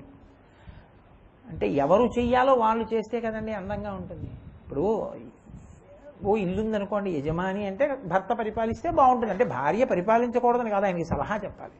తమిళనాట ఒక సంప్రదాయం ఉంది, మీరు పెళ్లి చూపులకు వెడితే వాళ్ళు ఏమడుగుతారంటే ఏదైనా మీరు సంబంధం చెప్పారనుకోండి, ఆ ఇల్లు చిదంబరం అండి లేకపోతే మధురయ్య అండి అని అడుగుతారు. అంటే చమత్కారం అది. చిదంబరం అండి అంటే ఆ ఇంట్లో నటరాజస్వామి వారు చెప్పిన మాటని అమ్మవారు వింటుంది. మధురయ్య అనుకోండి మీనాక్షి అమ్మవారు పరిపాలిస్తుంది, సుందరేశ్వరుడు లోపల కూర్చుంటారు. అందుకని ఆ ఇల్లు మధురయ్య అండి చిదంబరం అండి అని అడుగుతుంటారు. ఎవరు పరిపాలించారో వాళ్ళు అక్కడ ఆయన పరిపాలించినా ఆవిడ పరిపాలించినా వాళ్ళిద్దరు ఒకటే. కళాభ్యాం చూడాలంకృతి కళాభ్యాం విజత ఫలాభ్యాం భక్తేషు ప్రకటిత ఫలాభ్యాం భవతుమే శివాభ్యాం అస్తోక త్రిభువన శివాభ్యాం స్ఫురదనుభవాభ్యాం ఆనంద స్ఫురదనుభవాభ్యాం నతిరియం అని కదా శంకర భగవత్పాదులు. కాబట్టి వాళ్ళిద్దరు ఒకటి రెండుగా కనపడుతూ ఉంటారు, ఒక శరీరంలో రెండు భాగాలు. కానీ మనసు మన చెప్పు చేతల్లో ఉంటే పడవ నీటిలో ఉన్నట్టు, మనసు చెప్పు చేతల్లో ఉంటే పడవలోకి నీళ్ళు వచ్చినట్టు. ఇంకా అది చెప్పినట్టల్లా మనం చేసేసుకుంటూ వెళ్ళిపోయాం అనుకోండి, బానిస అయిపోతుంది మనసు. మనసు ఎప్పుడూ దానికి ఉండే లక్షణం ఏమిటో తెలుసా అండి? మీరు ఏ వస్తువుని అందిస్తారో ఆ వస్తువుని పట్టుకోవడమే దానికి ఉన్న లక్షణం. మీరు కొంచెం నేను చెప్పే మాటని మీరు కొంచెం జాగ్రత్తగా ఆలోచించవలసి ఉంటుంది. ఇప్పుడు పసిపిల్లవాడు ఇంట్లో ఉన్నాడు అనుకోండి, వాడు ఏడుస్తాడు. ఏడవడం వాడి లక్షణం, వాడు ఏడవకుండా ఉండడం. మీరు బ్లేడ్ ఎట్టుకెళ్ళి ఇచ్చారనుకోండి ఆడుకోమని, లేకపోతే ఏదో యజమాని రేజర్ పట్టుకెళ్ళి ఇచ్చారనుకోండి ఆడుకోమని, వాడు ఒళ్ళు కోసేసుకుంటాడు. మీరు వంకాయ పట్టుకెళ్ళి ఇచ్చారనుకోండి వాడు ఆడుకోమని, వాడు కాసేపు ఆ ముచ్చి కట్టుకుంటాడు, ఆ వంకాయ నోట్లో పెట్టుకుంటాడు, పైకి తీస్తాడు, దాన్ని నొక్కుతాడు, కింద పడేస్తాడు, ఆడుకుంటాడు, ఆడతాడు. కాసేపు ఆగిన తర్వాత వాడికి అనుమానం వస్తుంది, అమ్మ నన్ను ఏమార్చింది అని తెలుసుకుంటాడు. తెలుసుకుని వాడు ఏం చేస్తాడంటే ఆ వంకాయ అవతల పారేసి ఎడుపు మొదలెడతాడు. మీరు ఇప్పుడు హైదరాబాద్ నుంచి కాకినాడ తిరిగి వచ్చేసిన టికెట్ పట్టుకెళ్ళి ఇచ్చారనుకోండి, కాసేపు మళ్ళీ దాన్ని అటు తిప్పి ఇటు చూసి నోట్లో పెట్టుకుని మీద వేసుకుని ఆడుకుని చింపేశాక అమ్మ నన్ను ఏమార్చింది అని మళ్ళీ ఏడుస్తాడు. అమ్మ ప్రమాదరహితమైన వస్తువులను వాడికి ఇచ్చి వాడికి పాలు పట్టి నిద్రపోయేటట్టు చేస్తుంది. రుద్రాక్షైర్భసితేన దేవపుషో భవద్భావనా పర్యంకే వినివేశ్య భక్తి జననీం భక్తార్భకం రక్షతి అంటారు శివానందలహరిలో శంకర భగవత్పాదులు. మీరు మనస్సు కూడా పసిపిల్లవాడు ఎలా ఉంటాడో అలాగే ఉంటుంది. ఎప్పుడు ఏడుస్తుంది, ఎప్పుడు ఏదో ఒకటి అడుగుతూ ఉంటుంది. దానికి మీరు కూడా మార్చి ఏం చేస్తుంటాం, ఏం తోచట్లేదు అదొకటి అంటుంటాడు. కావలసినంత వాంగ్మయం ఉంది చదవడానికి, తోచకపోవడం ఏమిటి నా బుర్ర, ఎలాగో అలా టైం కిల్ చేశానండి అంటే నువ్వేం చేయగల, time kills you, not that you can kill the time. టైంని మనం ఏం చేయలేం, అదే మనం చంపేస్తాం. కానీ మనం మనసుని పరిశీలించలేదనుకోండి, ఏం తోచట్లేదంటే ఓ రిమోట్ చేసి చూసి ఏం తోచట్లేదు, అలా వెళ్ళి వేయించిన శనగపప్పు నోట్లో పడేసుకుంటాడు. ఎందుకు? ఏం తోచట్లేదు, తినేసాడు, మంచినీళ్ళు తాగేశాడు, మళ్ళీ ఏం తోచట్లేదు. ఇప్పుడు ఇంకో టేప్ రికార్డర్ ఏదో పెడతాడు, చెవులకి ఏవో పెట్టుకుంటాడు, అయిపోయింది, తోచట్లేదు. ఇప్పుడు ఇది తీసేశాడు, కాసేపు ఏం చేస్తాడు, ఏదో ఫ్యాన్ వేసుకుని, ఫ్యాను ఏసీ టేబుల్ ఫ్యాన్ 3 పెట్టుకుంటే అలా ఉంటుంది. కాసేపు పడుకుని తలగడా మీద ఏసీ ఫుల్గా పెట్టేసి ఫ్యాన్ పెట్టేసి టేబుల్ ఫ్యాన్ ఇట్టేసి రొజాయి కప్పేసుకుంటాడు. అదో స్పర్శ సుఖం, నిద్ర పట్టలేదు. మళ్ళీ 3 ఆపేసి రొజాయి దన్నేసి మళ్ళీ లేచిపోయాడు. మళ్ళీ ఏం చేశాడు, మళ్ళీ వచ్చి మళ్ళీ రిమోట్. ఉన్నవి 5 జ్ఞానేంద్రియాలు, ఇవే మార్చి ఇస్తుంటారు. అదేం చేస్తుంటుంది, ఏడుస్తుంటుంది పుచ్చుకుంటుంటుంది, ఏడుస్తుంటుంది పుచ్చుకుంటుంది. మీరు దానికి అలవాటు చేశారనుకోండి, దశమస్కంధం విను ఎంత బాగుంటుందో. పోతన గారి భాగవతం చదవడం మొదలుపెట్టు, రోజు 2 పద్యాలు బాగా చదువు అని మీరు అన్నారనుకోండి, అది చిత్రం ఏమిటో తెలుసా అండి, పిల్లవాడు పాలగిన్నె చూపించినట్టు, ఎవరెత్తుకున్నా అమ్మనే చూసినట్టు. అది ఏం చేస్తుందంటే కాసేపు ఆగి ఇవాళ 2 శ్లోకాలు చదవాలి కదా భాగవతంలో అంటుంది. అది ఎలా ఉంటుందంటే దానికి ఇష్టం లేకపోయినా అది ప్రతిస్పందిస్తుంది మనసు మొదట్లో, దానికి ఆ లక్షణం ఉంటుంది. క్రమక్రమంగా అది ఏం చేస్తుందంటే భాగవతం చదవడంలో ఇష్టాన్ని చూపిస్తుంది, ఈశ్వర దర్శనంలో ఇష్టాన్ని చూపిస్తుంది, భగవత్ ప్రసాదంగా భోజనం చేయడాన్ని ఇష్టపడుతుంది, మీరు వైదికంగా ఉండడాన్ని ఇష్టపడుతుంది, సత్యం పలకడాన్ని ఇష్టపడుతుంది, శౌచాన్ని ఇష్టపడుతుంది. ఇప్పుడు మనసు ఏం చేసింది, దానిదేం కాదు తప్పు ఎక్కడుంది, మనస్సుని ఎలా వాడాలో తెలియకపోవడంలో వచ్చింది సమస్య అంతా. మీ పిల్లవాడే కదా అని చెప్పి పుట్ట దగ్గరే ఆడుకోవడానికి వెళ్తున్నాడు అనుకోండి, మీరు ఒప్పుకుంటారా? పిల్లల వేళ్ళు పెసరకాయల్లా ఉంటాయి, వాళ్ళు పాకడం వచ్చి కొద్దిగా నిలబడ్డం రాగానే ముందు చేసే పని ఏమిటంటే ఈ 2 వేళ్ళు తీసుకెళ్లి ప్లగ్ కన్నంలో పెడతారు. పిల్లలు కొంచెం గోడలు పట్టుకుని నిలబడ్డం రాగానే తండ్రి ఏం చేస్తాడు, గబగబా పట్టుకొచ్చి ప్లగ్ల కన్నాలన్నీ మూసేస్తాడు. ఎందుకని పిల్లాడు వేలు పెట్టకుండా. పిల్లవాడికి ఎంత జాగ్రత్తగా నువ్వు ప్రమాదకరమైన విషయములు అందకుండా నువ్వు సిద్ధపడుతున్నావో అలా నీ మనసు కూడా ప్రమాదకరమైన వస్తువుల వైపుకి వెళ్ళడానికి వీలు లేకుండా నిగ్రహించుకొని దానికి ఒక ఆలంబనాన్ని ఇవ్వాలి. ఏమీ చెయ్యొద్దన్నారు అనుకోండి, ఒక్కనాటి కూరుకోడు. చాలా మంది ఏమంటారంటే నోరు మూయి అలా కూర్చోండి, ఒక్కనాటి కూర్చోడు, మనసుతో వెళ్ళిపోతాడు. కాదు, ఆలంబనం ఇవ్వాలి. మీరు ఒక ఆలంబనం ఇవ్వాలి. మీరు చక్కటి గ్రంథాలు పఠనం చేశారనుకోండి, మంచి విషయాలు చూడడం అలవాటైందనుకోండి, చక్కటి పరిశీలన దానికి మీరు అవకాశంగా ఇచ్చారనుకోండి, అది ఏం చేస్తుందంటే దానికి అలవాటు పడిపోయి అదే పని చేస్తూ ఉంటుంది. ఇప్పుడు అది మిమ్మల్ని ఏం చేస్తుంది, ఉద్ధరిస్తుంది. అదే మనసు మిమ్మల్ని ఉద్ధరించింది. ఇదే మనసు మీరు ఇవ్వకూడని ఇచ్చారనుకోండి, రేదరిస్తే ఒళ్ళు కోసుకుంటుంది. ప్లగ్ కన్నాలు ముయ్యకపోతే వేళ్ళు పెట్టి షాక్ కొట్టుకుంటుంది. పసిపిల్లవాడు ఎంతో మనసు కూడా అంతే. కానీ పసిపిల్లవాడు ఉండాలి పిల్లలు తొక్కని పక్క. ఒక వయసు వచ్చిన తర్వాత బరువు కొత్తగా పెళ్ళయిన తర్వాత ఏదో 6 నెలల్లో ఏడాదో పిల్లలు పుట్టకపోతే బాగుంటుందేమో కానీ 10 ఏళ్ళు అయిన తర్వాత కూడా పిల్లలు తొక్కకుండా ఇంట్లో పక్క చక్కగా అందంగా అలాగే ఉంది, వేసిన పక్క వేసినట్టంటే ఏడుస్తారు తల్లిదండ్రులు. ఆ పక్క తొక్కే పిల్లాడు లేడని. అలాగే మనస్సు ఉండకూడదని మీరు ఎప్పుడు అనకూడదు, మనసుని నిర్వీర్యం చేస్తాననకూడదు. అందుకే శంకర భగవత్పాదులు గొప్ప మనస్తత్వ శాస్త్రవేత్త. సదామోహాటవ్యాం చరతి యువతీనాం కుచగిరౌ నటత్యాసా శాఖా స్వటతి జడిత స్వైరమభిత కపాలిం భిక్షోమే హృదయ కపిమత్యంత చపలం అన్నారు. కోతి అటు ఇటు పరిగెత్తకుండా అలా పడుకుందనుకోండి స్తంభం దగ్గర, మీరేమంటారు? అరే పాపం ఈ కోతికి ఏం బాగులేదా ఏమిటండి ఇలా పడుకుంది ఏమిటంటారు. అది అలా కొమ్మలెక్కి అటెక్కి ఇటెక్కి ఇటు దూకి అటు దూకి గోడెక్కి అటు చూసి ఏదో అరటిపండు తిని చేసింది అనుకోండి, ఉరివే కోతిని చూడరా అంటే. కోతి అంటే కదిలిపోతూ ఉంటేనే కోతి. కదిలిపోవడం దాని లక్షణం. కదలికని ఆఫ్ చేసే ప్రయత్నం చేయకండి మొదట్లో.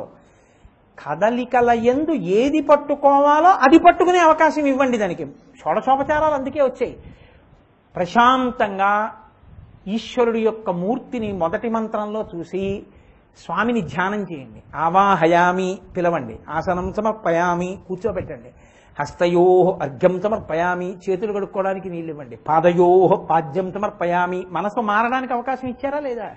చేతులు చూడు కడుగుతున్నాను, కాళ్ళు చూడు కడుగుతున్నాను, స్నానం సమర్పయామి స్నానం చేయించండి, వస్త్రద్వయం సమర్పయామి ఆ ఒళ్ళు తుడవండి, చక్కగా వస్త్రద్వయం ఇవ్వండి. ఆయన పట్టుబట్టలు కట్టు కూర్చున్నాడు. యజ్ఞోపవీతం సమర్పయామి ఏదో నోటితో అనకండి, మనస్సుకి అవకాశం ఇవ్వండి అనుభవించడానికి. ఈశ్వరుడికి యజ్ఞోపవీతం వేశారు, రామచంద్రమూర్తికి యజ్ఞోపవీతం వేశారనుకోండి మీరు, ఆయన ఆజానుబాహు అరవింద దళాయతాక్షం. ఆయన అత్తమామలు ఉత్తరదంజాలేస్తుంటే అల్లుడు చెయ్యెత్తినట్టు మీరు యజ్ఞోపవీతం వేస్తాను అన్నప్పుడు రామచంద్రమూర్తి ఇలా చెయ్యెత్తారనుకోండి వేయమని, ఇలా ఎడంభుజం మించి కదా వెయ్యాలి, అందుకని ఇలా చెయ్యెత్తారనుకోండి, చెయ్యెత్తితే మీరు ఆజానుబాహుం ఆ విశాల వక్షస్థలం, ఆ జారిపోయిన ఉత్తరీయం, మీరు వేసినటువంటి ఆ యజ్ఞోపవీతం, మెరిసిపోతున్న ఆయన గుండెలు అవి చూడండి, మనసుకి ఒక ఆలంబనం ఇవ్వండి. ఇప్పుడు యజ్ఞోపవీతం సమర్పయామి ఇది శంకరుల యొక్క ప్రతిపాదన షట్పదిలో.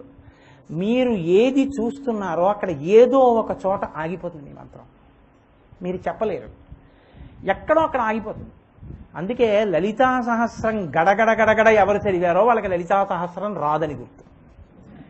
లలితా సహస్రం గట్టిగా 20 శ్లోకాలు కూడా చదవలేకపోతున్నామండి, వెళ్ళటం లేదు ముందుకి, ఆగిపోతోందని ఎవరన్నారో వాళ్ళకి లలితాదేవి అనుగ్రహం కలిగిందని గుర్తు. నేను ఎందుకు ఈ మాట అంటున్నానో తెలుసా అండి? చిదగ్నికుండ సంభూత దేవకార్య సముద్యత ఉజ్జద్భాను సహస్రాభ చతుర్బాహు సమన్విత అన్నాను అనుకోండి, 4 బాహువులు కనపడ్డాయనుకోండి. రాగస్వరూప పాశాఢ్య ఆవిడ చేతిలో పాశం, క్రోధాకార అంకుశోజ్వల మనోరూపేక్షుకోదండ పంచతన్మాత్రశాయక నిజారుణ ప్రభాపూరమజ్జద్బ్రహ్మాండమండల చంపకాశోక పున్నాగ సౌగంధిక లసత్కచ. ఆవిడ యొక్క పెద్ద కబరీబంధం, అందులో తురమబడినటువంటి పువ్వులు, ఆ పువ్వుల దండలు ఎలా పెట్టి ఉంటాయి, మీరు ఒక్కసారి అలా ఊహ చేస్తున్నారనుకోండి ఆ నామం చెప్తూ, చంపకాశోక పున్నాగ సౌగంధిక లసత్కచ అన్నాను అనుకోండి, నల్లటి కేశపాశం, ధునోతుద్భం తం నస్తులిత దళిత ఇందీవరవనం ఘనం స్నిగ్ధశ్లక్షణం చికురు నికురంబం తవ శివే యదీయం సౌరభ్యం సహజముపలబ్ధం సుమనసో అని శంకర భగవత్పాదులు సౌందర్యలహరిలో అంటారు. అమ్మవారి కేశపాశమునకు ఉండేటటువంటి సహజమైన సుగంధాన్ని పీల్చాలి అని పారిజాత పుష్పాలు దేవలోకంలో ఉండే చెట్ల యొక్క పువ్వులు కోరుకుంటాయిట. అందుకని అమ్మవారి తలలో తురుముకుంటే ఈ జుట్టు వాసన చూద్దాం అనుకుంటాయిట ఆ పువ్వులు, అందరూ ఆ పువ్వులు పెట్టుకుందాం అనుకుంటే అంత సహజ సుగంధం ఉంటుంది. నచ్చీరోపాఖ్యానం అంతా అదే కదా.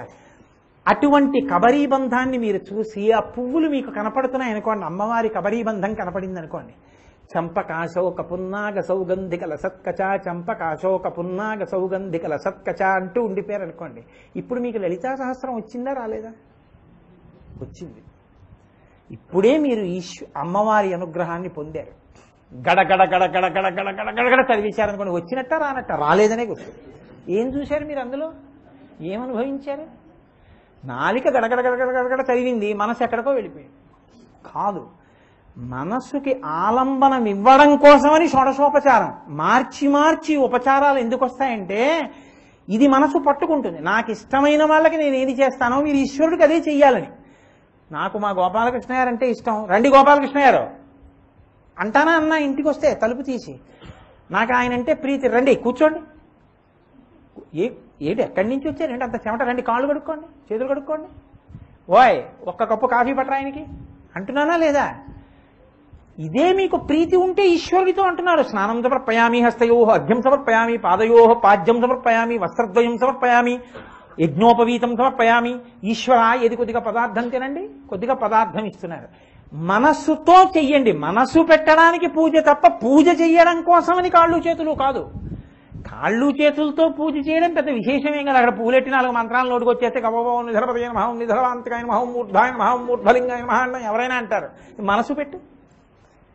అందుకని ఆయన అంటాడు మయ్యేవ మనాధత్సా మయి బుద్ధిం నివేశ అంటాడు. నా ఎందు మనసు పెట్టరా, నేను అది కోరుకుంటున్నాను అంటాడు. అది ఇవ్వడమే మనకి చేత కాదు. అసలు మనసుకి శాంతి ఎప్పుడంటే ఎవడు శాంతికి స్థానమో వాడిని పట్టుకున్నప్పుడు. వాడిని మీరు పట్టుకున్నారనుకోండి, మీరు ఒక్కటే అంటారండి. ఏమంటారో తెలుసా? మూఢజహీహి ధనాగమ తృష్ణ కురి సద్బుద్ధిం మనసి వితృష్ణ ఎల్లభసే నిజ కర్మోపాత్తం విత్తంతేన వినోదయ చిత్తం. నాకు ఈశ్వరుడు ఎంత ఇవ్వాలనుకున్నాడో అంత ఇచ్చాడు. బ్యాంకులో ₹1,00,000 ఉన్నవాడికి 50,000 కావాలంటే రాత్రి వెళ్ళి ఏటీఎం కార్డు పెడితే ఇవ్వరు. బ్యాంకుకి వెళ్ళి తీసుకోవడానికి బ్యాంకు రాత్రి పనిచేయదు. కానీ భగవంతుణ్ణి నమ్ముకున్న వాడికి ఎన్ని లక్షల ఖర్చు ఎప్పుడు అవసరమో అన్ని లక్షలు ఈశ్వరుడు తీసుకొచ్చిస్తాడు. మీరు నమ్మండి, మీరు బెంగ పెట్టుకోక్కర్లేదు. ఈశ్వరుడే ఎవరి రూపంలోనో మీకు ఇస్తాడు, తీసుకొచ్చి మిమ్మల్ని ఆదుకుంటాడు. అంతకన్నా ఐశ్వర్యం మీకేంటి? రోజు మీకెందుకు లక్షలు? మీ మర్యాద నిలబడి మీ జీవితంలో మీ గౌరవం నిలబడవలసినటువంటి పరిస్థితి వచ్చింది. ఏ పిల్లో పిల్లాడి పిల్లో చేస్తున్నారు, అప్పుడు అవసరం వచ్చింది. ఈశ్వరుడే మీకు కృప చేశాడు దాన్ని ఆ రూపంలో. చాలదా మీకు? చాలదా? మీరు ఐశ్వర్యవంతులు కాదా? మీ గౌరవం నిలబడలేదా? ఈశ్వరుడు కాదా మీకు ఇచ్చింది? రోజు కోట్లుండి మీరేం చేస్తారు? కాబట్టి ఈశ్వరుడు నాకేం కావాలో దాన్ని అప్పుడు నాకు ఇస్తాడు. అందుకే మృత్యువుని కూడా దేవతగా చూశారండి మన ధర్మంలో. ఎన్నాళ్ళు ఉంటాను చితికిపోయిన ఈ శరీరంలో, ఇది చివికిపోయింది. కళ్ళ కనపట్టలేదు, చెవులా వినపట్టలేదు, చేతులా వణికిపోతున్నాయి, ఆచమనమా చేయలేను, కాళ్ళ తడబడిపోతున్నాయి, ఒక ప్రదక్షిణమా చెయ్యలేను, తింటానా జీర్ణం కాదు, ఎందుకొకరికి బరువు, ఎన్నైళ్ళుండి తినేమి కంటినికనే నవ్వారి రక్షించదన్నంటాడు కాళహస్తీశ్వర శతకంలో ధూర్జటి. ఇందుకు ఈశ్వర, కాబట్టి నన్ను దీనిలోంచి విడిపించు. అప్పుడు దీనిలోంచి విడిపించడం కూడా ఈశ్వరానుగ్రహంగా చూశారు మన పెద్దలు. అందుకే అనాయాసైన మరణం వినాదైన్యేన జీవితం అని అడిగారు. ఈశ్వర నాకు ఇది. కాబట్టి వాళ్ళు నిత్యతృప్తులు. వాళ్ళకి అసలు తృప్తి లేకపోవడం అన్నది లేదు. వాళ్ళ జీవితం మొత్తం మీద వాళ్ళు సంతోషంగా చూపించుకో పొంగిపోయింది ఏదైనా ఉంటే, ఏమయ్యా ఫలానా సభకి వెళ్ళి నేను మాట్లాడితే పరమ సంతోషాన్ని పొంది, ఇదిగోనయా అక్కడ విద్వాంసులు నాకు బహూకరించారని ఓ అంచు పంచె చూసుకుని మురిసిపోయారు వాళ్ళు, దండం మీద ఆరేసుకుని. అంతే వాళ్ళ జీవితాల్లో పంచె చూసుకుని మురిపంతో వెళ్ళిపోయాయి. విశ్వనాథ సత్యనారాయణ గారి 1000 పడగల్లో మరచంబుతో వెళ్ళిపోయాయి జీవితాలు. అంటే తృప్తి. యోగరతో వా భోగరతో వా సంగరతో వా సంగవిహీన యస్య బ్రహ్మణి రమతే చిత్తం నందతి నందతి నందచ్చేవ. ఒక జ్ఞాని స్థాయిలో ఉన్నది ఏ ఆనందమో ఆ తృప్తిని నువ్వు పొందగలిగితే, ఈశ్వరుడు నాకేమి ఇవ్వలేదు అని నువ్వు అనుకోగలిగితే. చాలా మందికి కళ్ళు లేవు లోకంలో, కాబట్టి వాళ్ళు ఏం చూడలేరు, ఎంతో బాధపడుతుంటారు. ఏ అందం వాళ్ళకి తెలియదు. కానీ ఈశ్వరుడు నాకు 2 కళ్ళు ఇచ్చాడు, నేను అన్నీ చూడగలను. ఏం ఐశ్వర్యం! నేను ఎంత అదృష్టవంతుణ్ణి. వినలేరు, నాకు చెవులున్నాయి, వింటాను. కొంతమంది నడవలేరు, నేను నడుస్తాను. ఈశ్వరుడు నాకేమి ఇవ్వలేదు. కొంతమందికి కొడుకుంటే కూతురు లేదు, కూతురుంటే కొడుకు లేదు. నాకు కొడుకునిచ్చాడు, కూతురునిచ్చాడు. ఇద్దరు చదువుకున్నారు, ఇద్దరు వృద్ధిలోకి వచ్చారు. ఇంకా నాకేమి ఇవ్వాలి ఈశ్వరుడు? 4 వాక్కులు ఇచ్చాడు, ఈశ్వరుడు గురించి చెప్పుకుంటున్నాను. ఇంకేం కావాలి? ఈశ్వర ఇంత కృతజ్ఞుడనయ్యా, నాకు ఎంత ఇచ్చావయ్యా అను. నీ జన్మలో ఒక్కసారైనా నువ్వు కృతజ్ఞతగా ఈ మాట అనగలిగితే అర్థం అనర్థం భావయ్య నిత్యం అంటారు శంకరాచార్యులు. ఎప్పుడు డబ్బు డబ్బు డబ్బు అని ఎందుకురా తిరుగుతావు? ఈశ్వరుణ్ణి, సర్వేశ్వరుణ్ణి తలుచుకో. నీకేది ఇచ్చాడో దాన్ని స్మరించి నువ్వు శాంతిగా ఉండు, సంతోషంగా ఉండు. అది వస్తే దమయ మనః, నీ మనస్సుయే నీ శాంతికి స్థానము. బయట ఎన్నున్నా నువ్వు శాంతిగా ఉంటావని నమ్మడం కుదరదు. ఒకే రైల్లో అందరూ పెడుతుంటారండి. అందరూ శాంతిగా పెడుతున్నారని మీరు అనుకుంటుంటారా? ఒక ఆయనకి బెర్త్ ఉన్నా కూడా అలా ఏడుస్తూ కిటికీ దగ్గర ఉంటాడు. ఎందుకుంటాడంటే పాపం ఏదో తండ్రి గారో తల్లి గారో వెళ్ళిపోయారు. ఎక్కడో అమెరికాలో ఉన్నాడు, ఐస్ పెట్లో పెట్టారు, రమ్మని ఫోన్ వచ్చింది. ఏ విమానాలో పట్టుకుని హైదరాబాద్లో దిగి అయ్యో అమ్మ ఎంత కష్టపడి పెంచింది, ఆఖరణ అమ్మ ఏమందో నేను పక్కన లేను ఏడుస్తూ వెళ్తున్నాడు ఆయన. AC first class. ఇంకొక ఆయన రేపు షట్పది చెప్పడానికి వెళ్తున్నాడని గాఢంగా నిద్రపోతున్నాడు. ఇప్పుడు ఏసీ ఫస్ట్ క్లాసే నిద్రకి స్థానము అని మీరు అనుకుంటే ఇంకొక ఆయన ఏడవలసిన అవసరం లేదు. మనసు శాంతి అశాంతులను నిర్ణయం చేస్తుంది. ఈశ్వరుడి యొక్క అనుగ్రహలోపం చేత ఒక్కొక్కసారి కన్నుల నీరు పెట్టవలసి వస్తే కర్మ క్షయమైపోయిందనుకో, పాపం క్షయమైపోయిందనుకో, నీకు ఉన్నదాంతో ఎప్పుడు నిత్యతృప్తుడవై శాంతితో హాయిగా బ్రతకగలిగితే అదే నీ శాంతికి కారకము తప్ప నీకు ఎవరో ఏదో ఇచ్చి శాంతినిస్తారనుకోవడం అంత తప్పు ఇంకొకటి లేదు. అందుకే మన వాళ్ళు ఏం చెప్తారంటే జీవితంలో ఏదైనా కర్తవ్యతా దృష్టితోనే చెయ్యి తప్ప బాధ్యతగా చేయవద్దు. నా కొడుకున్నాడు, చదువు చెప్పించడం నా కర్తవ్యం, నాకు ఎంత ఉందో దానికి తగిన చదువుని చెప్పించారు. వాడు పరిణతి పొందడానికి కావలసినటువంటి రీతిలో వాడికి బోధ చేశాను. వాడిని నా దగ్గర పెట్టుకున్నాను, వాడికి ఉపనయనం చేశాను, గాయత్రీ మంత్రం ఇచ్చాను. వాడు స్నానం చెయ్యక, సంధ్యావందనం చేయక, గాయత్రి చేయక, చదివిన చదువు 10 మందికి పనికొచ్చేటట్టు ప్రవర్తించకపోతే నీ జీవితం ఎందుకు పాడు చేసుకుంటావు? అంటే నా కొడుకు అటువంటి వాడు కాదు, ఈశ్వరుడు నాకు మంచి కొడుకుని ఇచ్చాడు. నీ కర్తవ్యం నువ్వు చేశావా లేదా? నువ్వు తృప్తిగా ఉండు ప్రతిదానికి. నీ కర్తవ్యమును మాత్రమే ఆలోచిస్తూ ఉండు. తృప్తిగా బతకడం నేర్చుకో. కాబట్టి ఈశ్వర, ఇది లేక నా జన్మ పాడైపోతోంది, పరుగులు తీస్తూనే ఉన్నాను, అలాగా పరిగెత్తి పరిగెత్తి పరిగెత్తి పరిగెత్తి ఎన్ని జన్మల్లో పడిపోయాను, ఈ జన్మకి ఆ అలవాటు పోలేదు, ఇంకా పరిగెడుతూనే ఉన్నాను. కాబట్టి ఏదో వస్తే శాంతి పొందుతానని కాదు, శాంతి మనసు వల్ల వస్తుందని తెలుసుకుని నా మనసుని శాంతిగా ఉండేటట్టు, నేను ప్రశాంతంగా ఉండేటట్టు నన్ను నేను దిద్దుకోగలిగిన శక్తిని నాకు కృప చెయ్యి. నాకు ఈ మాట చెప్తే ఏం వెళ్ళింది ఉపన్యాసం. కాబట్టి ఒక విషయం జ్ఞాపకానికి వస్తూ ఉంటుంది. భగవాన్ రమణులు ఒళ్ళు తుడుచుకునేవారు తువ్వాలు పెట్టి. అది తువ్వాలండం కన్నా నూలు పోగు అండం మంచిది. దానికి అన్నీ కన్నాలి. ఆయన ఎవరూ లేవకముందు 3 గంటలకు లేచి స్నానం చేసి ఒళ్ళు తుడుచుకుని ఆ బట్ట తీసుకెళ్లి ఓ చెట్టు త్వరలో పెడుతుండేవారు. ఓసారి శిష్యులు పెద్ద పెద్ద హైకోర్టు జడ్జెస్ కూడా ఉన్నారు. ఏమిటి గురువుగారు ఎప్పుడు రమణ మహర్షి తెల్లవారుజామున లేచి స్నానం చేసి ఒళ్ళు తుడుచుకుని అందరూ ఆరేస్తే ఈయన చెట్టు త్వరలో పెడతారా, ఆ తువ్వాలు చూద్దామని పైకి తీశారు. అన్నీ కన్నాలి, నూలు పోగులు కొన్ని ఉన్నాయి దానికి. అందరూ గబగబా రమణ మహర్షి దగ్గరికి వెళ్ళి అన్నారు, భగవాన్ ఇంత గొప్ప గొప్ప శిష్యులు ఉన్నాం, ఒక తువ్వాలన్ని కన్నాలతో ఉన్నది పెట్టుకున్నారా? మీరు అడిగితే మేమేమో రేపు మీకు మంచి తువ్వాళ్ళు తెస్తామన్నారు. ఆయన అన్నారు, నేను తుడుచుకోగలిగిన తువ్వాలు మీరు తేలేరన్నారు. ఏమన్నారు? ఇంద్రుడు నా తువ్వాలు, సహస్రాక్షుడు, 1000 కన్నాలు చూసారా, అవి 1000 కళ్ళు. ఇంద్రుడు నాకు తువ్వాలుగా ఉన్నాడు, మీరెక్కడ తెస్తారు ఇంద్రుడిని తువ్వాలుగా? తేలేరు, నాకు అదే కావాలన్నారు. ఇంద్రుడు తువ్వాలుగా ఉన్నాడని కన్నాలు పడిన తువ్వాలుతో ఉండి తృప్తిగా ఉన్నవాడికి మీరు కొత్తగా తృప్తి ఏమి ఇస్తారండి? ఏం తెచ్చిస్తారు? తృప్తి మీలో ఉండాలి, తృప్తి బయట నుంచి తెచ్చిచ్చేది కాదు. అందుకే అసలు ఆ తృప్తి అన్నది లేక ఏడిచేవాడిని బాగు చేయగలిగిన వాడు లేడు. అసలు ఆ తృప్తి మీకు ఉంటే కదా అసలు ఇంకొక దానివైపు కృతజ్ఞత. ఈశ్వరాను నాకేమి ఇవ్వలేదని ఎప్పుడంటారు మీకు తృప్తి ఉంటే? అసలు ఇదే లేని వాడి దగ్గరికి వెళ్ళి మీరు ఎప్పుడే అంటారు ఆర్తో అర్ధార్థి 2 చోట్లే ఉంటారు.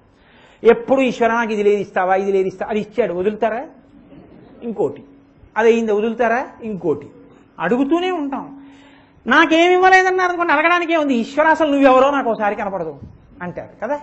అందుకని దమయ మనః చాలు, వాటికి అంతే అయింది చాలు, ఈశ్వరుడు అనిపిస్తే అంటారు కదా. కాబట్టి అవినయమపనయ విష్ణో దమయ మనః అంతే చెప్పాను. ఇవాళకి శమయ విషయ మృగతృష్ణాం భూతదయాం విస్తారయ తారయ సంసార సాగరతః. శ్లోకాన్ని రేపు పూర్తి చేస్తాను.